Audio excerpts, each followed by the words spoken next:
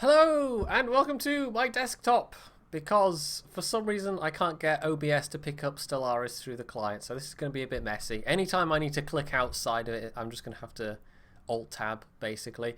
Also, I might need to reposition the chat. I haven't figured out an optimal place for the chat yet. So anyway, how's everybody doing? Yes, this is the day when the embargo lifts for people showing off Stellaris content, although you can't actually put out review content until the 9th.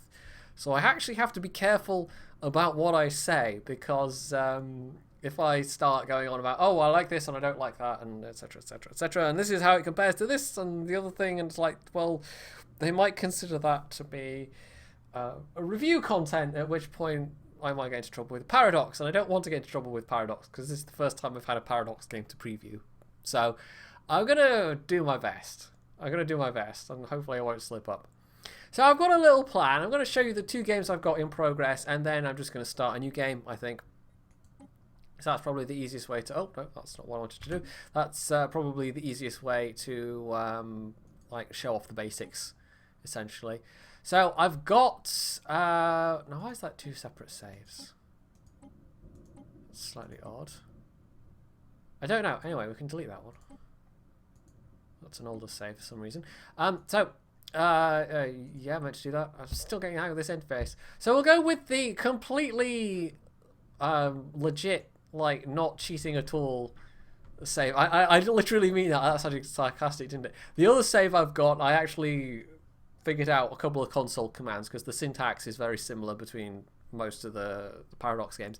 So I've just been continuously cheating for resources and trying to try out one of the different game modes, essentially. But this is the very first game I started. This is the Union of Worlds, which is a bit of an Asimov reference, and actually all of the inhabited systems are named after worlds from that galaxy. So we've got Trantor over here. Because I'm the Union of Worlds, I called my capital Calgan. We've got, let's see, Daribo, Helicon, which of course, as you will all know, was the birthplace of Harry Seldon. Of course you know that. Of course you do. Down in the south we've got Siwena, and then I've got the various sectors with some less well-known places like Lingane, Santani, Lystena, Locris. We've got Rossum over here in the Tazenda sector, which of course featured heavily in the climax of the Second Foundation, the novel that is, and we've got a couple of other various places as well. So I've been doing all right. Except I've gone into a fight with a rather nasty xenophobic Fallen Empire. Now, Fallen Empires are basically very powerful but also very static civs. And because this one is particularly xenophobic, we can actually take a look at their traits. I started colonizing near them. They didn't like that very much. They then declared war on me, and as you can see, our comparative military might is, theirs compared to mine is overwhelming. And their technology level is overwhelming, so that's good. Now, I am actually kind of winning, except I'm not getting the war score, and this is a kind of a... I don't know if this is a bug, or if this is just the game design, but basically every time I'm able to engage their fleets, they just retreat. In EU4... that would have given me war score. That would have counted as a lost battle for them. However, in Stellaris, it doesn't seem like it gives any negative consequences. It seems like you can just retreat from a fight at any time and you don't lose war score.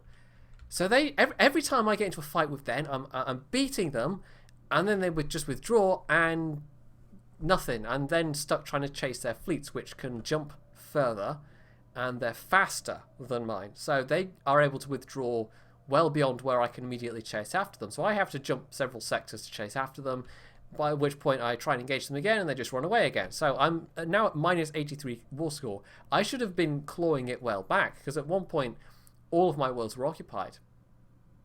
All of my core worlds anyway. They don't seem to go for your sector worlds, they just seem to go for the core worlds. So they've also occupied some worlds of my allies, although I think my allies have actually been able to lift those occupations. There's one there, and there's one occupation there, there's one occupation there. So there's about 3 or 4 of my allies. This is all of my allies, by the way. I've managed to get myself in sort of a neighbourhood stellar alliance, which is quite handy.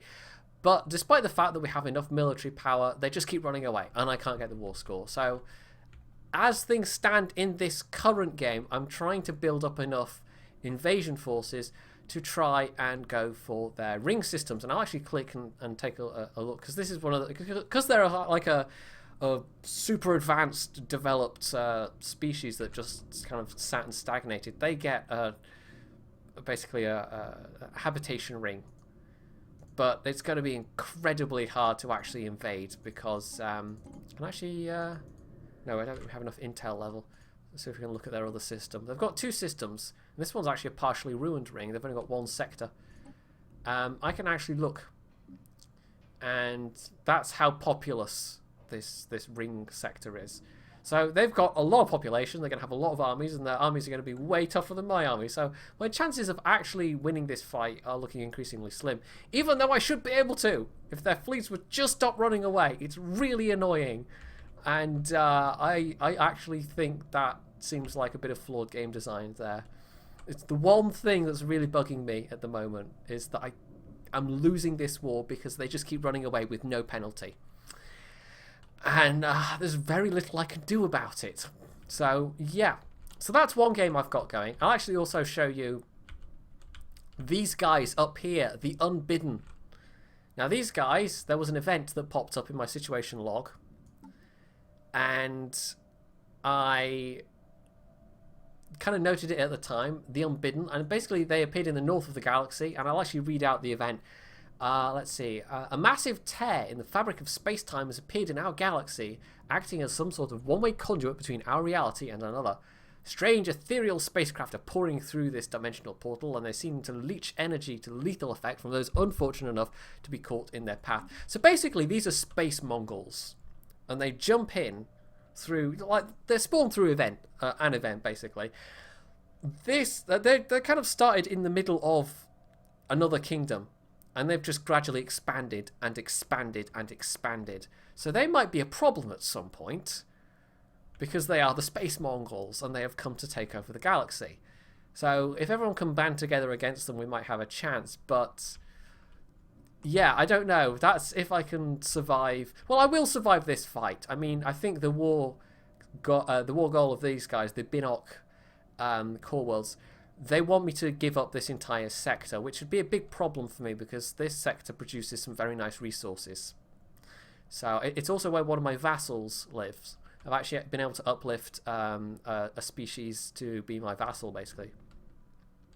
Actually, I'm not sure if that was uplifting. There's 2 different mechanics there, but I might explain that a bit later. So this is one save game. This is the save game where I've been just playing it straight. I'll also note 2 other things before I actually load up the other save game. This is the biggest galaxy size. This is also a ring galaxy. So this is 1,000 suns. This is what this looks like. Now the ring galaxy also dictates the shape of things, so it's just this kind of even disk of stars. And one of the setup options, well, I'll come to it when I'm starting the new game, but one of the setup options is to do with the kind of FTL travel that you have available, because there's 3 different kinds of FTL travel in this game, and the kind that you actually select and the kind that you can force everybody else to select, you can force the AI to use a certain kind of travel as well, it can actually really dramatically change the play of you know, the how things play out, basically. So at the moment, this is a civilization, and you can't switch warp technologies, by the way. This is a civilization using warp technology, which is the one that's recommended for newcomers. Basically, your ships can jump anywhere within warp range. So if I actually get rid of some of the extraneous information, so this circle here represents the jump range, and this is with my current jump technology, which is somewhat upgraded at the moment. If I bring up the ship designer, which is quite... there we go. I've got the level 3 of warp drive. So that dictates the speed and the whatever of the range of how fast you can jump between systems. But unfortunately, in terms of my inter-system travel, I've still got the very basic chemical technology. And this is one of the reasons why I'm struggling in this war, because once I've actually got my ships in a system, they move around very, very slowly. So that's been a bit of a problem. And I just haven't had that technology drop yet. to actually improve that. So yeah, but this is a mixed galaxy though. Anyone can the AI gets assigned random warp technology or random FTL technology. So some of these people will have wormhole technology, some of these people will be using hyperlanes, and some of them will be like me using warp technology. These guys here are definitely using warp technology.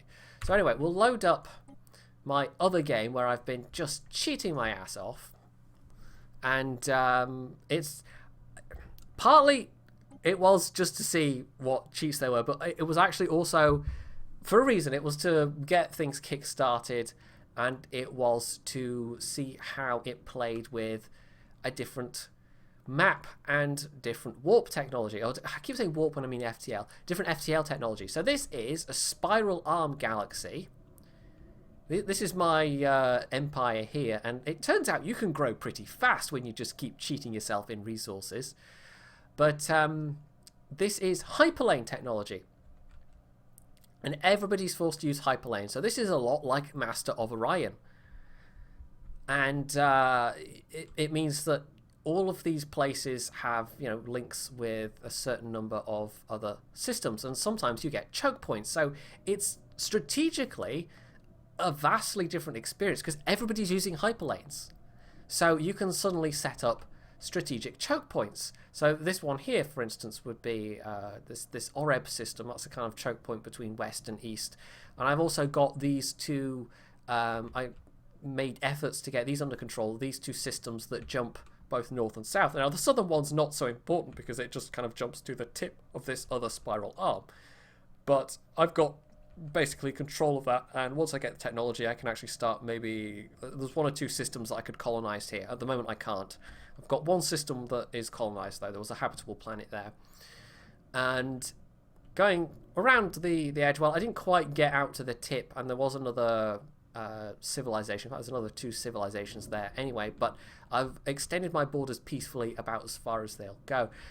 I'm running at horrendous deficits, but it doesn't matter because I just keep cheating myself in resources. And technologically, I'm actually far ahead of where I am in the other game just through having pumped everything into research. So, yeah, those are the two current games I've got going at the moment. But what I'll do is I'll start off a new game and we'll see how that works. And it will be maybe a little more informative than jumping into the middle of a game that's already running. So I think the first thing to show off would be the race creator, because I've already created one or two. Now these are the guys we've just seen, the hand hack, and well, I'll explain what the various things mean as we go along, but these are the two ones I've created already. Now, a nice feature of this is, well, you can just completely have the game give you a random set of everything. You can just hit the lottery button and see what you get. Or you can create a new one. But with the ones you've already created, you have the option of allowing the game to spawn them into new games. So you can meet species that you've created when you're not playing them and see how they do. You can also have it force them to spawn into games. So you could set up a bunch of custom empires, force them to spawn into a game, start a new game, and therefore you could then control who you're going to see, basically. So you could have a whole bunch of human factions fighting in a galaxy. That would be one way to... I didn't mean to bring up the console there. That would be one way to set that up. It would be a little bit laborious because you'd have to set up all the different human factions, but I could... and you can't seem to do it with the existing, like the preset factions. You can only do it with factions you've created. So I could set up like 8 or 9 human factions, tell them to all, force spawn when I play a game, and they would pop up. They would be there. Did I watch the multiplayer stream? No, I didn't have time. Unfortunately, Tech604. I was very pressed for time yesterday, and I didn't even manage to get the video. I spent a good chunk of the day uploading today's what's going to be today's video, because I was hoping to get it out yesterday. Only it was so late by the time it finished uploading and then processing that I decided, okay, I'll just hold it over till today. So yeah, and I just had too much other stuff to do yesterday as well. So no, I did not have the time, unfortunately. So what we'll do is we'll create a new race, and I've got a little idea of, you know, not at all inspired by their riff on that absurd buffoon Donald Trump's marketing, you know, make space great again, their little riff on that. So what we're going to do is we're going to create a new species, and we're going to call them the Trumpites, or just the Trumps or something, I don't know. So should we just stick with a human portrait, or I could go with something somewhat more appropriate? Let's see. I haven't even touched on modability yet, by the way. This is all, like, in terms of adding new portraits or adding new ships or everything like that, they have already released tools for doing that. And you will need a program called Maya 3D. But even if you don't have that, if you've just got, say, Photoshop, you can still very easily add static portraits. But adding animated portraits requires a bit more work. So, let's see. Well, there's the classic, well, they forever will now be the Blorg. What do we think? What's something that looks suitably gross and disgusting? That looks like some kind of infested animal. Interesting. I'm trying to... I don't know. What do we... Should we go... We can go with that. I don't know. What else is there? There's a lot of different alien portraits to choose from. Molluscoids, which are kind of like insect-like. How about these guys? Okay, we're gonna go with that as our portrait. So we're gonna call this species the Trump. Plural Trumpites. Okay, so we have to pick. Basically, we'll go with just human names. And you will be able to, I mean, again, this will be probably something that's quite easy to add in, is to add your own lists of names. I would imagine that would actually be extremely easy to mold in, just probably a text file with a bunch of names in, because that's essentially how it works in CK2. Let's see, yeah, we'll just stick with regular human names. Do we want a ship prefix? If you can think of a suitable ship prefix, do let me know. So, race traits, right, this is, we absolutely are going to take, let's see, repugnant and decadent, which are both negative traits, but, you know, or possibly I should go with slow learners. It doesn't mean taking some positive traits as well. I could just literally take like 4 negative traits. Is there any limited traits? Unlike CK2 with creating a custom character where you can take a lot of negative traits to balance out taking a lot of positive traits, they've actually tweaked it so you can take a maximum of 4 traits. So you can't take all the negative ones and then take a bunch of positive ones. So it's quite... you have to think quite carefully about which ones that you want, basically. I might go with... let's see. Enduring? Because he is annoyingly... Yeah, we'll go with enduring. Oh god, charismatic. Well, we can't take charismatic and repugnant. Let's see, what else? We could go with decadent.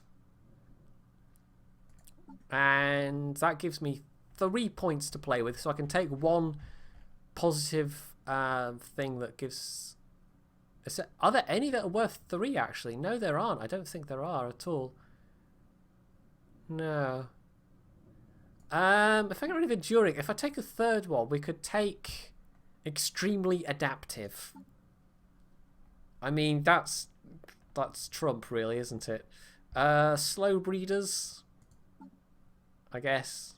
Right, that's... Okay, so we're going to go with extremely adaptive, which means I can colonize a lot more worlds than I wouldn't be able to otherwise. Oh, I've just thought of a... Okay. The ship prefix will be hairpiece. Oh, if I can spell it correctly. So there we go. That's our ship prefix, is going to be hairpiece.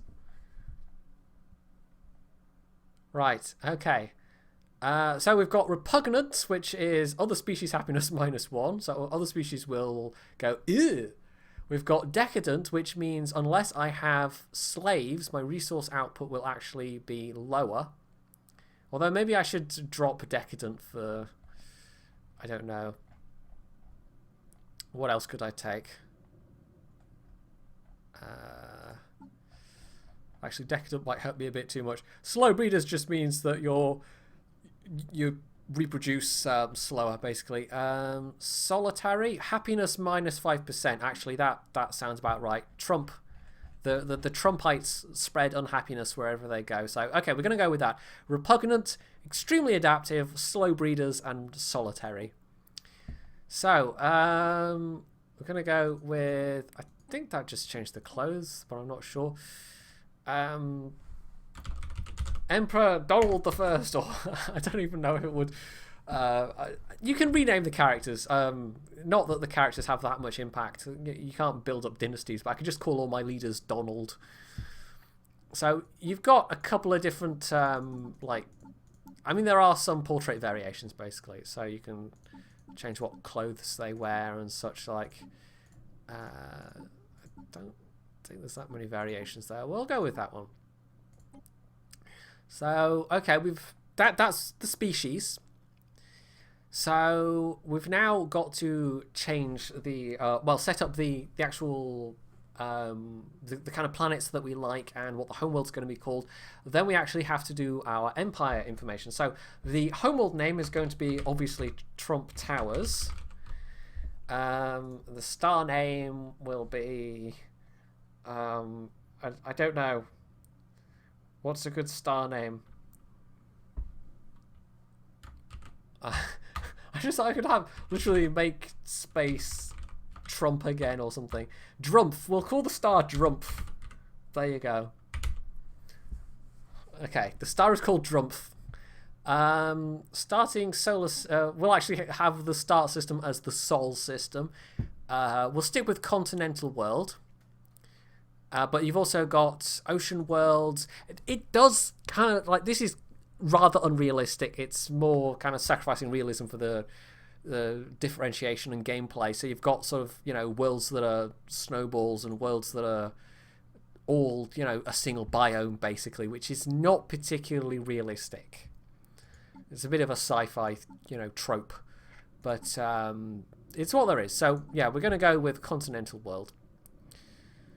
So that means that we will be at our best in terms of living on them, but also it affects what other kinds of planets that your species can colonize. Because ocean world, for instance, you probably can't see it very well. In fact, I'm going to turn off the on-screen chat, which is going to involve me tabbing out, which I can only apologize for, but I don't think there is really a good place for me to put the on-screen chat without it obscuring stuff. Okay, so yeah, so it basically also dictates what other kind of planets you can safely, or not safely, but you can colonize. So a desert preference, for instance, gives you a better chance with arid planets, tropical planets. They're both at 60%, whereas if you're a continental preference species, desert habitability, for instance, is 20%. Arid isn't even on there, so it has a knock-on effect. It's not just the primary world type that your species likes to be on. It's also has a secondary effect of what other world types that your species can actually settle on. So there is actually a benefit to being a multi kind of species empire. What I didn't show you was in that second game, I was actually mostly through forcibly bringing other non-spacefaring species into the fold. I actually had a bunch of them within my borders, so I basically just landed ground troops and went, right, you're with us now, whether you like it or not. Kind of like the Tau Empire from Warhammer 40k. It's like kind of, the Federation from Star Trek, except with a slightly more militaristic, proactive policy. Yeah, so you can add species to your empire that way, but you can also you can have border agreements with other empires and allow free migration, at which point you will get different species migrating back and forth across the the borders. And actually that's beneficial. I mean, we won't be doing this as the Tromponians, but it is beneficial in that it basically means you've got more pops that can settle different types of worlds. So that means that you will have more planets that you can potentially colonize. So it is useful to have different species in your empire, but obviously that's not what we're going to be doing.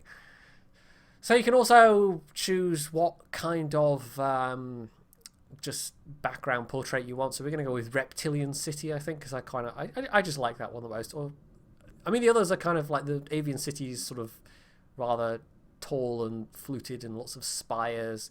The Musculoid cities, this kind of strange twisted shapes. Arthropod rather cities, more kind of rounded towers. But I like the kind of square reptilian tower style, so we're going to go with that. Okay, so now we're onto the Empire screen, and well, see, Trumpton to me means something else entirely. Tech 604. We can always have another planet that we call Trumpton. You can rename planets, you can rename leaders, scientists, like generals, everything basically. So, ethics. Ethics are your... I mean, we've had the species traits. Ethics are like the government traits, basically. Now, ethics directly tie into population ethics. Each unit of population has got its own ethics, and you start off with everybody sharing the same ethics, but as your empire grows larger, they've got this thing called ethics drift, or whatever it is, the exact mechanics called, but basically it can change over time, and so you might end up with the far-flung bits of your empire actually being wholly at odds with the core ethics of the empire, at which point they're probably going to rebel. So yes, you have to be a bit careful about that, and there are actually traits that you can use to reduce that. But we're probably not going to take those. So I was thinking either fanatic materialist, or I mean, fanatic xenophobe is probably a good one for the Tromponians. But we've also got what other? I mean, we've got. I'll just run through them. We've got militarist, which is obviously gives you various military gains, but it also has a cost in that it's more difficult to actually form alliances. You've got xenophobe, which means your species get on less well with other species. So, you know, obviously we're going to go with that one. You've got 3 points, by the way, so you can pick up to 3 of the basic, or you can pick 1 advanced and 1 basic. So we've got individualist, which is energy credits plus 10%, and that actually might be a good one to go along with the xenophobe. And we've also got materialist, which actually... It's funny, materialist sounds like it's the one where it should be giving you extra credits, but actually materialist, it's more like... It's the opposite of being a spiritualist civilization, which is very kind of concerned about, I don't know, ethics and spirituality and happiness, basically. This is more a kind of... like they're concerned with science, and so you get various bonuses to your science output. Pacifists actually they have some sort of military negatives, but they also have some bonuses in that you can have an extra embassy and that your food production is higher. So you can have a pacifist empire and still have, you know, lots of ships around for self-defense, but your populace is going to be a lot less happy with you going on the offensive, like declaring offensive wars, basically. And it only affects armies, doesn't affect your ships at all. And obviously armies are what you need for actually invading other planets. So in terms of defending yourself with spaceships, it doesn't have any effect going as pacifist. It does have an effect on actually trying to then go and attack things with your armies. But obviously it's even defensively, if people attack you, if your armies are weaker, it's still a bit of a problem. So you're still going to need a strong navy, even if you are pacifist. Xenophile is the opposite of xenophobe. It means you like other alien species better, and that's just generally a nice one to use, but we won't be using that one. Collectivist is, I guess, tolerance for... it's like a sort of groupthink almost. tolerance of like dictatorship or whatever you want to call it, tolerance of, you know, the population just accepting what they're told, basically. So they have a much higher tolerance for slavery, and their food consumption is also lower. So it's almost like a kind of very central communist style government would be a collectivist species. And then spiritualist I've already covered, and that just gives you basically plus population happiness. It doesn't actually have a negative modifier to research. It's interesting. Only a few of these actually have negative modifiers. For the most part, they have positive modifiers. So what I'm going to do is I'm definitely going to take xenophobe. We're definitely going to take individualist. And the question is, do I want a third, or do I want to take a fanatic version of both of these? Because I mean, individualist has actually got some negative effects. Slavery tolerance is quite low for individualism. It's actually the opposite of collectivism. But it also has plus ethics divergence. So we're going to get more ethics divergence across our population as it grows bigger. I could maybe go with militarist. Militarist might be useful, or I could go with materialist, which would give me the extra research output. I might just take 3 actually, rather than go with the upgraded version of any of these. So we've got xenophobe, which gives me... It's funny, I've got xenophobe, which gives me alien slavery tolerance plus 50%. So it's only alien slaves. And then I've got individualist, which gives minus 50% slavery, just global slavery tolerance.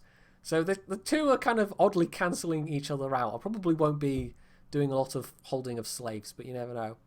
Now, because I haven't chosen an advanced one of these, right, once you've chosen these, you then choose what kind of government you want. And there's 3 different levels. So you've got kind of fully autocratic governments. You've got semi-autocratic governments, which still have some elections, but they're basically very infrequent elections. And then you've got fully elective governments, but they're not necessarily democratic governments. So you can have military republics, theocratic republics, and they still have elections, but they're quite like they're not particularly democratic, even though they have elections. So we can have a direct democracy, which gives me plus 2 core sector planets. I can have a science directorate, which gives me plus 1 empire leading capacity, which is actually a little bit useful. Research alternatives plus 1 is also fairly useful. The grayed out option is a despotic hegemony. I'm never quite sure how you say that. And actually, if I didn't have individualist, that would in fact be available. It's individualist that's actually cancelling out that 3rd level of interesting. Okay. Yeah, okay. That's why that's locked. It's not the fact that I don't have the fanatic versions of any of those. Okay, and the other options are indirect democracy and plutocratic oligarchy, which gives plus 5% minerals and plus 5% energy credits. And I might actually go with that one. That sounds about right for the Trumpites. So the government is a plutocratic form of oligarchy ruled by a wealthy elite. Okay, that sounds about right, doesn't it? So we have elections every 40 to 50 years. So, you know, democracy. So we actually skipped past the empire. So the actual empire name, what do we want the empire name to be? Should we just call it the Wall? The Empire of the Wall. And what should the adjective be? I guess warlite, because I could say Wallonian, but then any Belgian viewers might be very unhappy with me if I call them the Wallonians. So anyway, so here we go. This is I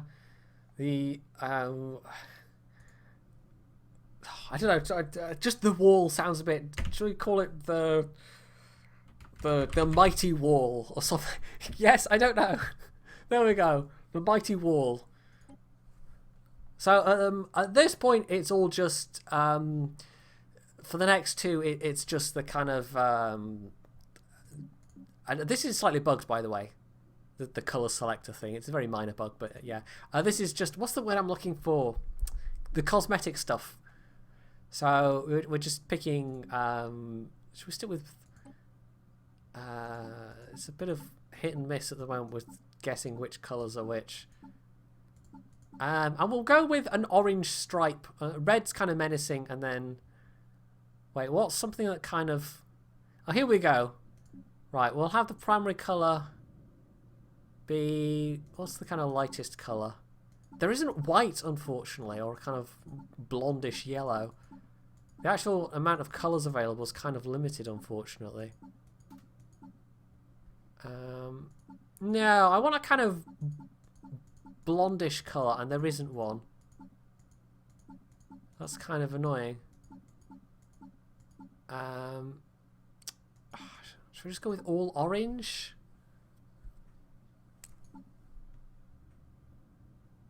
I don't know, red and orange, or... I don't know. I guess we'll just go with orange. Okay. Right, we need a suitable symbol. And there's actually a bunch of symbols, and again, I suspect this will be very easily moddable to add a lot more. So what's something that's going to be suitable for the mighty wall, our Tromponia Empire? That's a nice peaceful symbol, right? A clenched fist. Let's see what else. We've got... that looks like it's supposed to be like a credit symbol, so that could be a possibility. There's another kind of clenched fist one there. I could do the secondary... If I do a kind of roundel, actually. I was thinking if I could do that wavy one, because it could kind of represent, you know, with a blonde colour, you could have his wavy hair. And then the orange would represent his completely natural tan. But no, it's not possible, sadly. Right, let's see. Is there anything there? You can actually use the paradox symbol if you want to. No, I think we'll go with the one that looks kind of like a credit symbol. That one seems... yeah, that one seems rather appropriate. So, lastly, we're on to the kind of... I almost want to say game options, because these do affect the way the game plays, but you also get to overwrite these, I think, with the actual game setup options. So we've got a choice of projectile weapons, missile weapons, or energy weapons. Now, unlike FTL methods, you can research the different weapon types after a certain amount of time. These are basically just your starting weapons. So you have a head start with whatever they are. So we're actually going to go with projectile weapons, for obvious reasons. And that then takes us onto FTL methods. So we've got warp travel, which is, I already showed off warp and hyperspace travel. Wormhole travel I haven't tried yet, but wormhole travel is a bit on the tricky side because it requires more infrastructure, and it also requires guarding that infrastructure when you've actually built it. So I think we're going to go with hyperspace travel. Or should I go with warp travel? What would you rather see? What would you rather see? Warp travel or hyperspace travel? I'm actually going to let you lot pick that one out, because it does have an effect. I mean, warp travel, you can go anywhere. Hyperspace travel, you are stuck to the hyperspace lanes. But it also makes a big difference whether you're forcing all the other civs to use hyperspace travel as well. Whereas if you're in a situation where it's a mixed game setup, then other species might be using other kinds of travel. So people want to see me use hyperspace travel, it looks like. Okay. So we'll use that as the species default. And then we will pick our ship types. And again, I'm sure there will be more that will be added, but we're going to go with mammalian ships for now. And there we go. So we've been set up. We've been set up. I've set up the mighty wall, and we're going to save them as a preset. So we're going to say done. So immediately will take me into a game setup screen, and we don't have to from here, but we're going to. So I'm going to start... I'm going to make it a large galaxy. But I'm actually going to, for a change, make it relatively few other species. So I'm going to say 10 other species. We're going to leave difficulty on normal. We'll put 2 advanced AI starts. So that means species that get a leg up, basically. So this should mean we'll be able to expand quite far, but it means everyone else will be able to expand quite far as well. But there will be a lot more exploration. Because if you max out the species, you know, if we have the maximum of 31, you will bump into neighbors very quickly. But I think with only 10, it's going to take a lot longer. So that's going to... well, actually, no, we'll maybe make it 15. So we don't have to wait that long. But I just want it to... You know, these setup options will have a dramatic effect on how your game plays out. So this is not going to be like either of the games I've played already. So anyway, advanced... not advanced, allowed, even FTL starts. Now this is the biggie. Well, you see, Aether Ragnia, what we're going to do is we're going to build up our empire, and then we're going to build a big space wall around it. We have to have the chance to build the space wall around it before we meet any of those filthy outsiders. That's how it goes, right? Anyway, allowed FTL methods, right? This is the other thing I'm going to let you guys choose. We can have any, so anybody can use any method, or, well, that makes it sound like anybody can use any method. The AI will randomly get assigned a method. I'll have hyperspace lanes, other people will have different ones, yeah, but there will still be other people with a hyperspace. Or we can overwrite it, so only warp is allowed, or only hyperdrive allowed, or only wormhole is allowed. Now, I think that overwrites the species preference. I think. But I'm not actually certain. It'd be interesting if I was the only person using hyperdrive and everyone else is using wormhole. But what do we think? Shall I go with any, or shall I go with hyperdrive only? Again, I'm going to let people choose. So what does the stream want? I'll be able to tell exactly how much stream delay there is. Pick more civilizations. I suppose so. I mean, this is me just starting up this civ for the stream. I may well do a proper series on the channel at some point, at which point I will actually start afresh. I won't go with any of the existing ones. Okay, we've got 1 vote for any. Someone else is saying warp. I'm kind of tempted to go with any, because having played that other game with hyperdrive only, with everybody using hyperdrive, that was kind of like everybody was on the same, you know. But if I'm using hyperdrive, some of these systems will be choke points for me, but they won't be choke points for other civilizations. So it could introduce an interesting element. So actually, yeah, we're going to go with any. I'm going to go with that. Now, the advantage of having the Hyperlane is that warp civilizations need to travel their ships all the way to an edge of a system to actually jump. Hyperlane species don't. They can jump from anywhere within the system, and also those jumps are quicker. So, anyway, this is... Oh, we also didn't... I forgot to see what you had a preference for in terms of the galaxy generation. So we've just gone with a ring-shaped galaxy, but that's fine. Ring-shaped is fine. So this is the mighty wall. So we've basically got... I'll just read it out, actually, because it kind of works. In the eon since the first primitive Trump communities took shape on the grassy savannas of Trump Towers, our civilization has spread and prospered. As scientific knowledge increased and new outposts were founded across our world, trade flourished and tied the various nation-states together until they became a single entity. Power rested with the merchant princes, the true architects of our achievement as a civilization. Now, after the discovery of the Hyperlane network, the finest minds of the mighty wall have finished development of the first hyperdrive. The stars themselves are finally within our grasp. So this is our starting system. We've got Trump Towers.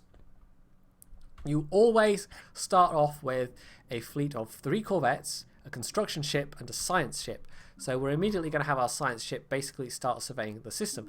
Now, because I selected the Sol system as our starting system. The rest are all very familiar names. So we've got like Saturn, Neptune, Venus, Mercury, Uranus, and Jupiter.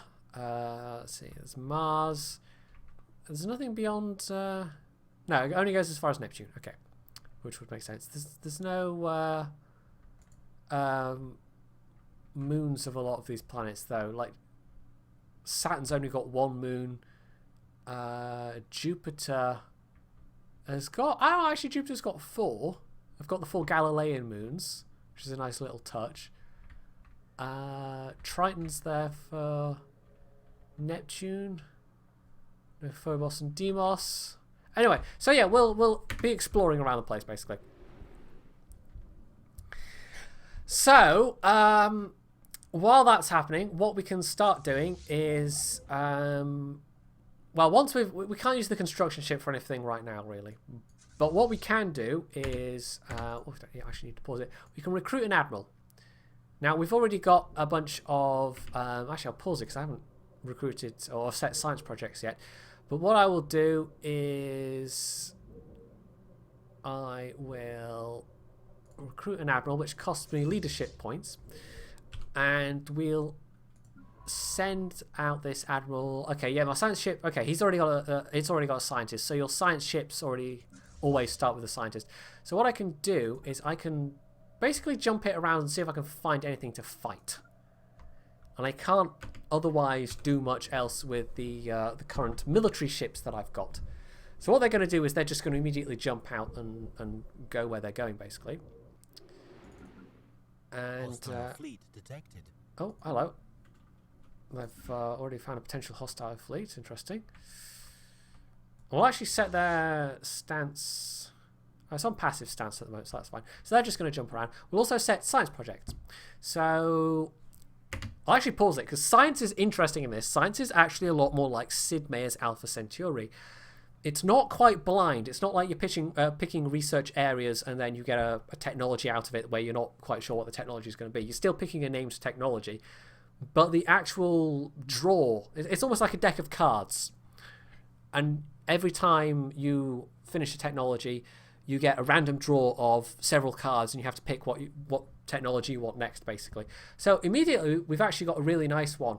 We've got the option to get the next level of reactor technology. So we're actually going to go with that.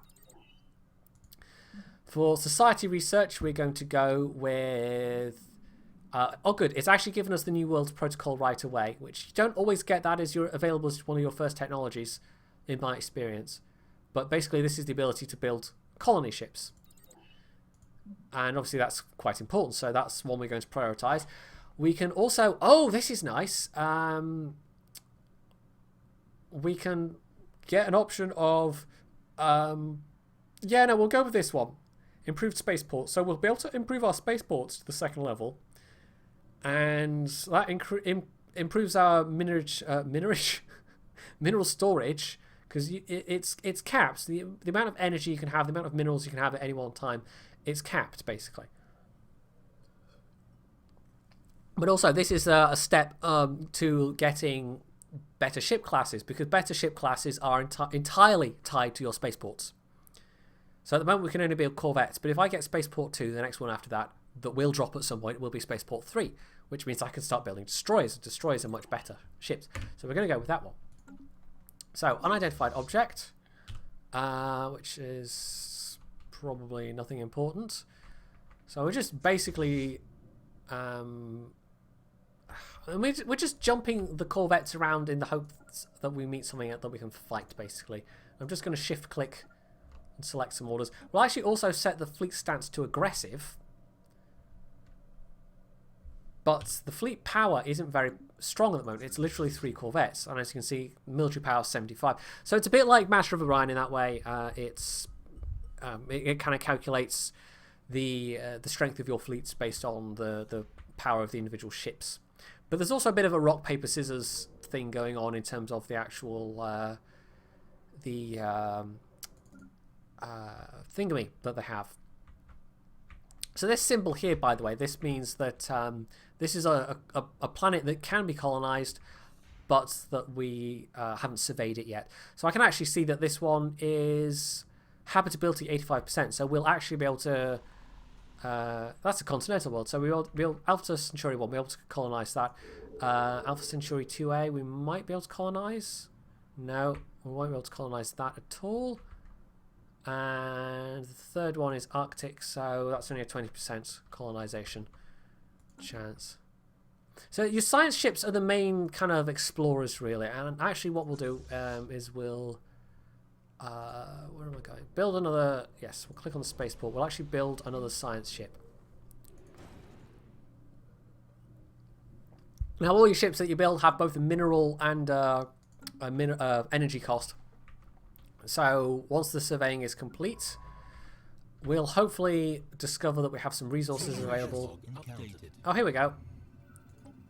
And actually be able to get some extra income and everything. And of course, you can do that through building up your actual planets as well. We haven't looked at a planet screen yet. So anyway, we've encountered new life, except this new life is way too strong. So let's go with passive. They've got military strength of, let's see, 270. These are crystalline entities. So basically, these are like space creatures.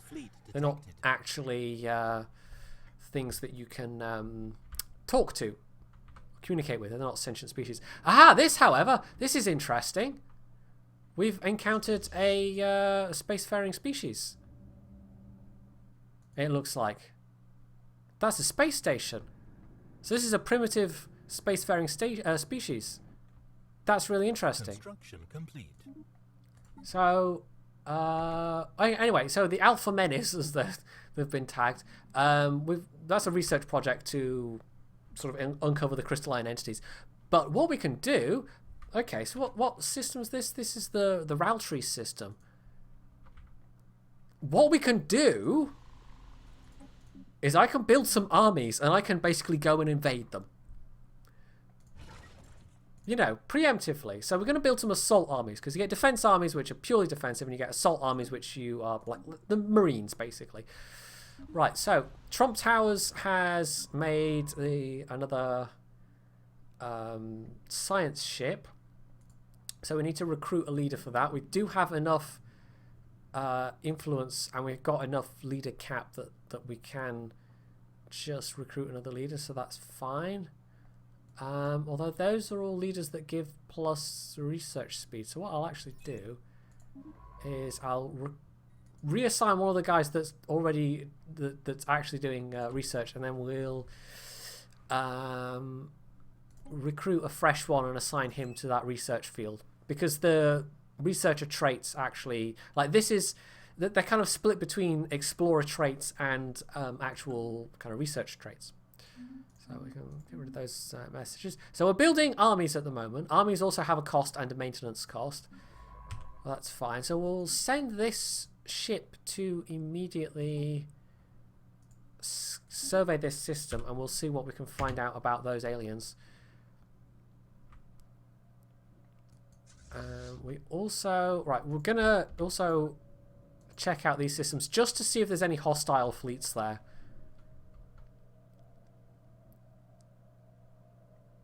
Right, so I was also going to look at the planet screen. So you've got your overview panel even, which tells you population, food.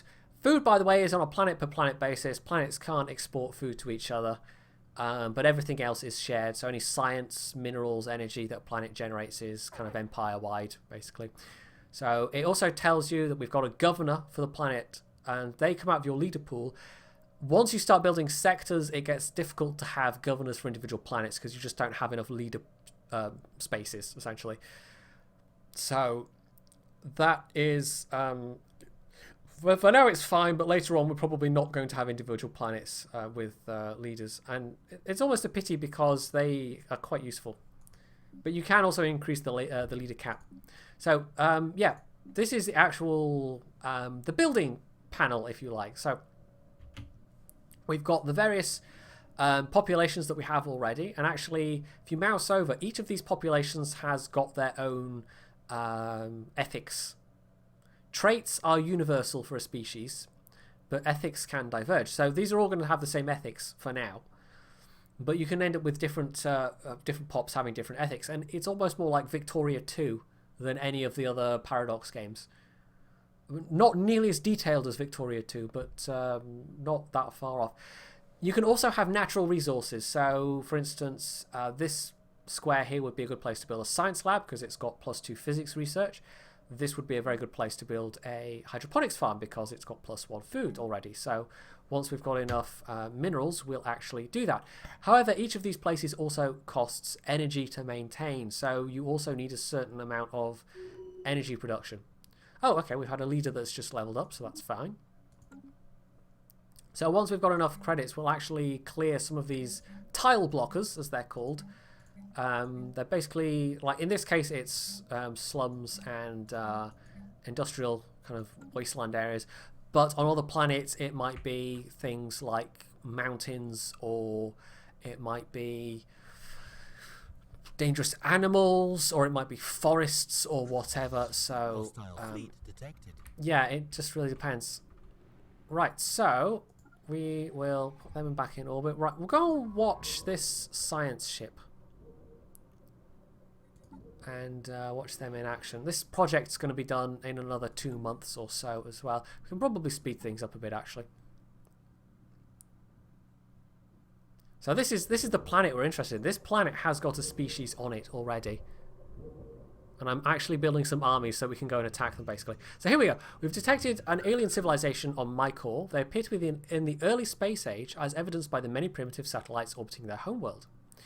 So we have a couple of options.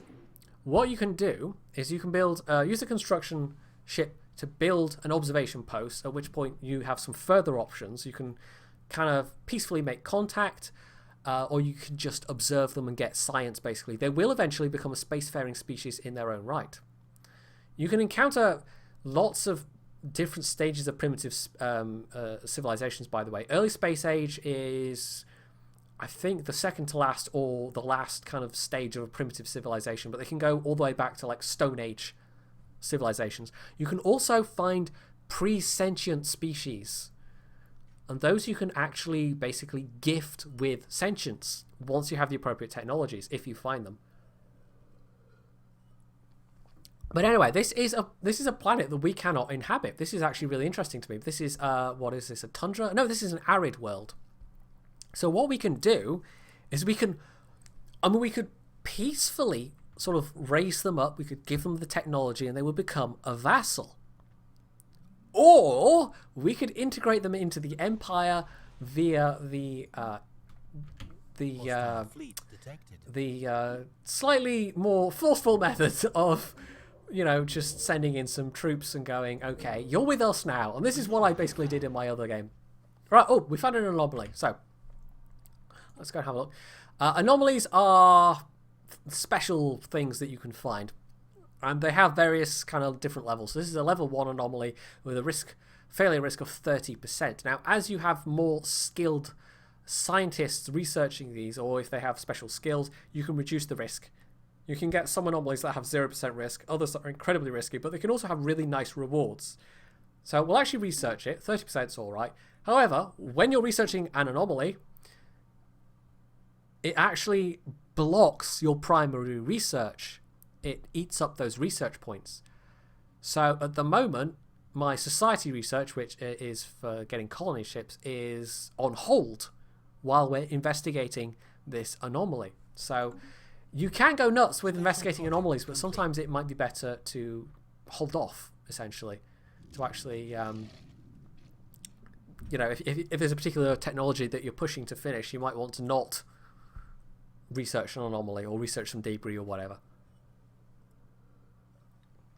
So this is a message about the crystalline entities. They're really common. You will encounter these really everywhere. So basically it's sort of crystal life forms that float around the place. They are basically inimically hostile. So if they get anywhere near any of your ships, they just attack. But on the other hand, that can be useful. You know, it's a good way of training up your fleets, is you just go and attack these things. They're like wild animals in the Civ games, like Civ 4 and Civ 5, and you encounter, you know, lions and whatever. Anyway, so we will have a special project which will pop up on our situation log. But we're not going to do that yet because that will block our physics research. It's not particularly a high priority. It's not a project that has a timer on it, essentially. So that's fine. We'll also see how this special project's getting on. 25%. That's going relatively quickly. We're just waiting for another army to build, basically. I can actually see that they have got 5 armies. So I'm going to need at least that many. My technology level is going to be higher than them, but not that much higher. And we'll also assign a general. Although... Oh, no, wait, we do have enough. We've got one... There's one particular trait which means that they don't have any other things going for them other than they have a cheaper than usual recruitment cost. So that's fine. Okay. It just amuses me that every time it pops up, every one of my ships now has the prefix of hairpiece. Every single one of my ships is the hairpiece something. It's just, like, hilarious. So yeah, we're going to forcibly invite them into the Empire. And this is actually going to be useful because it doubles right away the number of sort of primarily habitable planets, but also not just that, other planets that I can generally look at. How's the other science ship getting on, by the way? Let's have a look. There's still actually... oh, here we go. So we can get energy resources from Jupiter. So we're going to go with that right away, except no, we're not, because we don't have enough... Okay, we don't have enough minerals. There's a real bottleneck at the start of the game. Once you get the first couple of planets colonized, it really does start to pick up. But for now, there is a big bottleneck. So...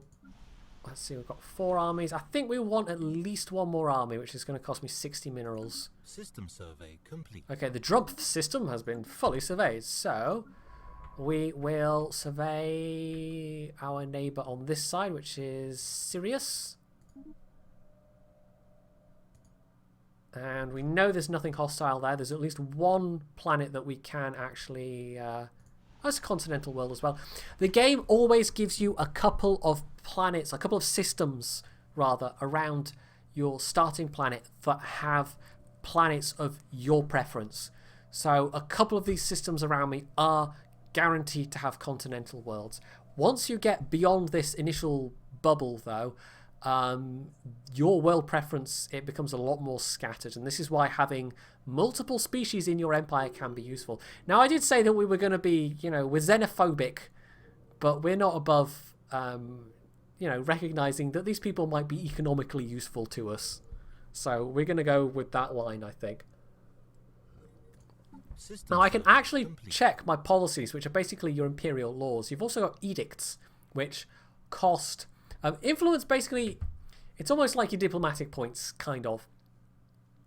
And you can have an ongoing cost. So I can have an edict, like a global edict, or I can have individual planetary edicts as well, which are just a lump sum. But the global edicts are an ongoing cost. So I can have an information quarantine, which reduces ethics divergence, but also gives me a negative modifier to research speed. Or I can encourage 3 thought, which, you know, goes the other way. However, I'm not going to take any of these. What I am going to look at is my policies. So we can do things like we can have allows the enslavement of species other than our own within the empire. However, I can't just have free slavery. So I could have it so that I can enslave non-primary species. So that's a possibility. Purging, we can purge, basically commit genocide, and you can have that fully allowed. And this is basically if there's ethics divergence going on that you're not okay with, and if you've got this allowed, you can perform exterminatus. Let's put it that way. If you were playing as the Imperium of Man, the Warhammer 40k Imperium of Man, you would just be purging all over the place.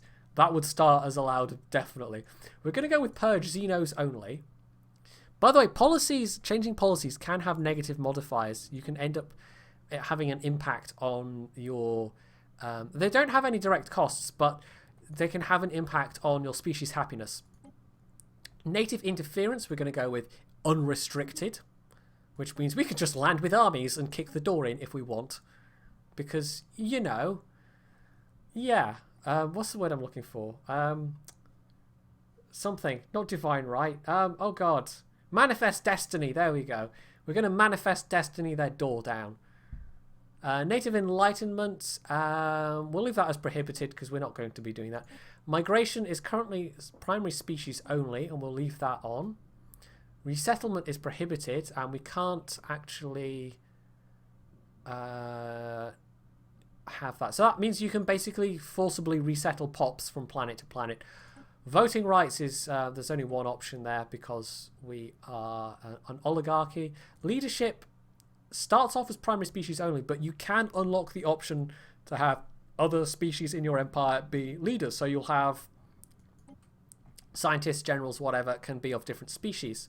First, contact protocol, aggressive. So that means we can just, again, we can just kick the door down on these guys because we have that aggressive first contact protocol. If it was locked to passive, then we couldn't do what we're going to do. I think we might also have Xenos only slavery. I've not tried slavery at all, so we're going to see how it works. Slave procreation, allowed, not allowed. That's interesting. That's actually unlocked a new thing. Right, so we've got... okay. Well, they've surveyed that system. Now, it's not a particularly resource-rich system. It's got one planet that's got 4 energy credits. But that'll be useful. Energy credits are really useful. So what we'll do... Right, how many... Oh, we were going to have another army, weren't we? So we're going to wait until we've got enough minerals for another army. Basically. So again, we'll speed things up a little bit. And hopefully these guys don't get into space before I actually can get there. Because at the moment, I've only just got into space myself. We're pretty weak in terms of, like, if we have fleets and they have fleets. So we're gonna bring our fleets here already. And there should be enough to take on their paltry little space station, I hope. And then what we'll do is we will land our armies. Okay, so this is an event chain that's just started. The Habitable World Survey, but we'll skip it. Because it can be a bit annoying. You've basically got to go and find different kinds of biomes. And I think it gives you some research at the end of it, but it also means going all over the place. Right. Oh, hostile fleets, that just means they're going through that particular... Oh, hello, we've got a failure risk. This is a level 3 anomaly with a failure risk of 55%, so we'll actually leave that one be. So that's an anomaly we could go for, but the chances of losing our science ship are better than half. So it's a big risk. Right, so we can build one more army. We're going to do that. You can also, with your armies... This is a bit clunky at the moment. They might want to change the way that you do this, but you can add an attachment. So basically you can... make them better on the defense or better on the offense. So obviously with your defense armies you'll want to make their defense better, and with your offense armies it'll be the opposite. So we've got this is the anomaly, the first anomaly we did research as opposed to the one that we passed on. There's clear evidence that a massive space battle took place in the close orbit of Sirius 1 at some point in the last 5,000 years. The surface on one side of the planet is pockmarked with craters from stray weapons blasts, and scans from the Hairpiece Doolittle have picked up several hulks on the ground. So basically we can research these crashed ships and get some science data out of it. So we're just waiting for this army to recruit, and then we'll embark them all. What size of galaxy? This is an 800 star galaxy, so it's a kind of medium large, not quite the biggest galaxy that there is. Right, oh god, we found an 80% risk anomaly. We'll definitely leave that one alone for now, because that one is almost certainly going to blow up our ship if we try and research it. System survey complete. Okay, so we've got one survey that's just finished. So we'll survey the neighbouring system, and because we've just finished, can we actually outfit? Do we have enough? Like the army that's got the primary leader, like the general, we're actually going to outfit that with hunter-killer drones for a cost of 50 minerals, but I don't have enough to outfit all of them. So we're going to embark all. And suddenly we have this transport fleet. Transport fleets are not anything that you... there's no kind of transport ship design or anything like that. They just automatically embark. So what we're going to do is... Oh, we found more aliens. Interesting. Okay. So what we're going to do is we're going to attack these guys. We're going to attack their space station of the Shantari, which is their puny little... We've just basically blown up the ISS. And we're now in orbit. Now, if you do this and you go into orbit, they will now start bombarding the planet. And this is basically softening them up for me getting my troops here. Anomaly found. And, oh, this is a fairly low-risk anomaly, so we'll research that one. Now, blowing up the station has also generated debris, so I can basically send a science ship to research that at some point. Anomaly found. And another anomaly. Mostly, I think the starting systems around you always also have some precursor anomalies. So basically, like very ancient civilizations, you can find their kind of wreckage or whatever. Is it a 2D or a 3D map? Well, the map itself is essentially 2D. Yeah, it's a flat plane. I mean, as you can see, if you sort of go at the most kind of whatever you want to call it, the lowest elevation, there is actually a little bit of variation in the height of the stars, but it's not particularly. It's not a thick galaxy. This is a really thin plane. So yeah. Anyway, the first leak. So this is ancient precursor aliens that we've basically discovered some remains for. And let's see, that I think was a world where we couldn't actually... Let's have that science ship come here and research this debris. Right, so our troops have arrived. Oh yes, no, we'll... another 80% risk one. So what we're going to do is we're going to go land armies. And there now you can actually see the drop ships go down. If we click on the armies tab of their planet, my armies have landed and we're beating them fairly easily. So we've got equal numbers, but we do have superior technology. They also don't have a general. So these guys are about to join the wall, the mighty wall. We're going to forcibly integrate them, whether they like it or not. Hey, as long as they've got a visa, it's fine. I have no problem with it. They can, you know, go and pick our fruits and vegetables. I have absolutely no issue with that. As long as they've, you know, got a visa. As long as they're legal. So we've invested, that's it. We've taken over. So they are now part of the Empire. So let's have a look at our new friends. Now obviously they're not very happy about the fact I've just invaded them. These are the Shantari, and we actually can look at... Now it's slightly clunky. If you look at the Empire screen, you've got 3 tabs which basically tell you the planets that you have, your leaders, and factions. Now we don't have any factions at the moment, so that doesn't matter. If you want to see the species within your empire, you actually go to the diplomacy screen. I don't know why. So this tells us that we don't know anybody else at the moment. If I look at species that we've encountered, I can see, all right, this is all the species we've encountered at the moment. So these are the Shantari, which are an avian type species. They're repugnant, slow learners, and they have an arid preference. But we can also, by clicking this button at the top, well, we don't know any other species at the moment, but we can differentiate between species in our own empire and species out with our empire. So we've taken over. We can basically use these people to colonize worlds that we can't colonize ourselves. We can also, if we had resettlement, I could forcibly put some of my own species on this planet, but I don't.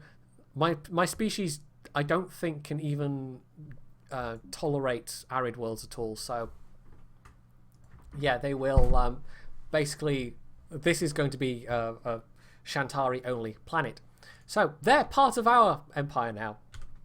And we've doubled our empire size just by the expedient of, you know, having a few dropships pay them a friendly visit.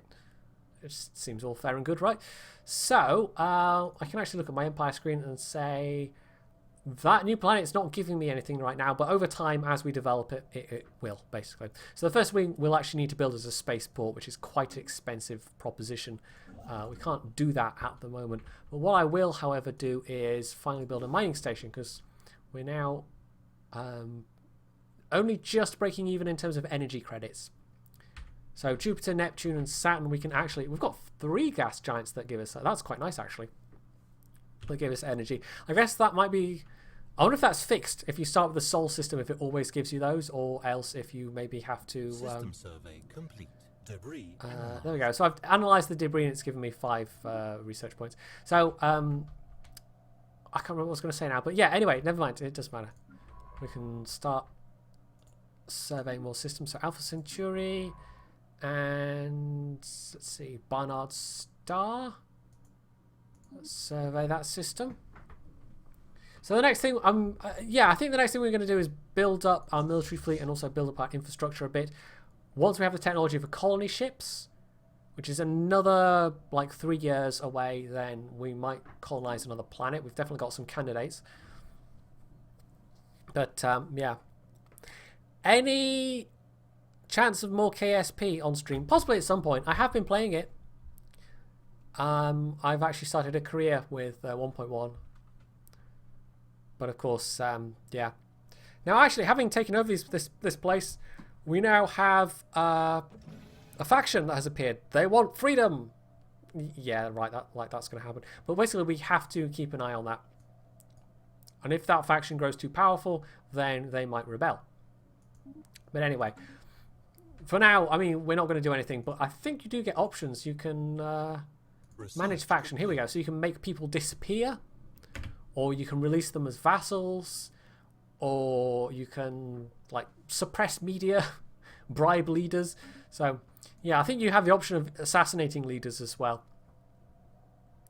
But you might need different some things for that. Like you might have to be able to purge pops for having that option available. So I've got our first bit of research, which is fusion power. We can also... Oh, hello. Oh, this is going to be a tough choice. I can get shields. Or, well, deflectors. They're the very first iteration of shields. Because at the moment, my ships are entirely unshielded. Or we can have a thing that gives us better power plants or a power hub. And power hubs are actually useful because they boost the energy output of an entire planet. Plus, they give you extra energy storage capacity. But shields are also really useful. I'm going to go with shields for now.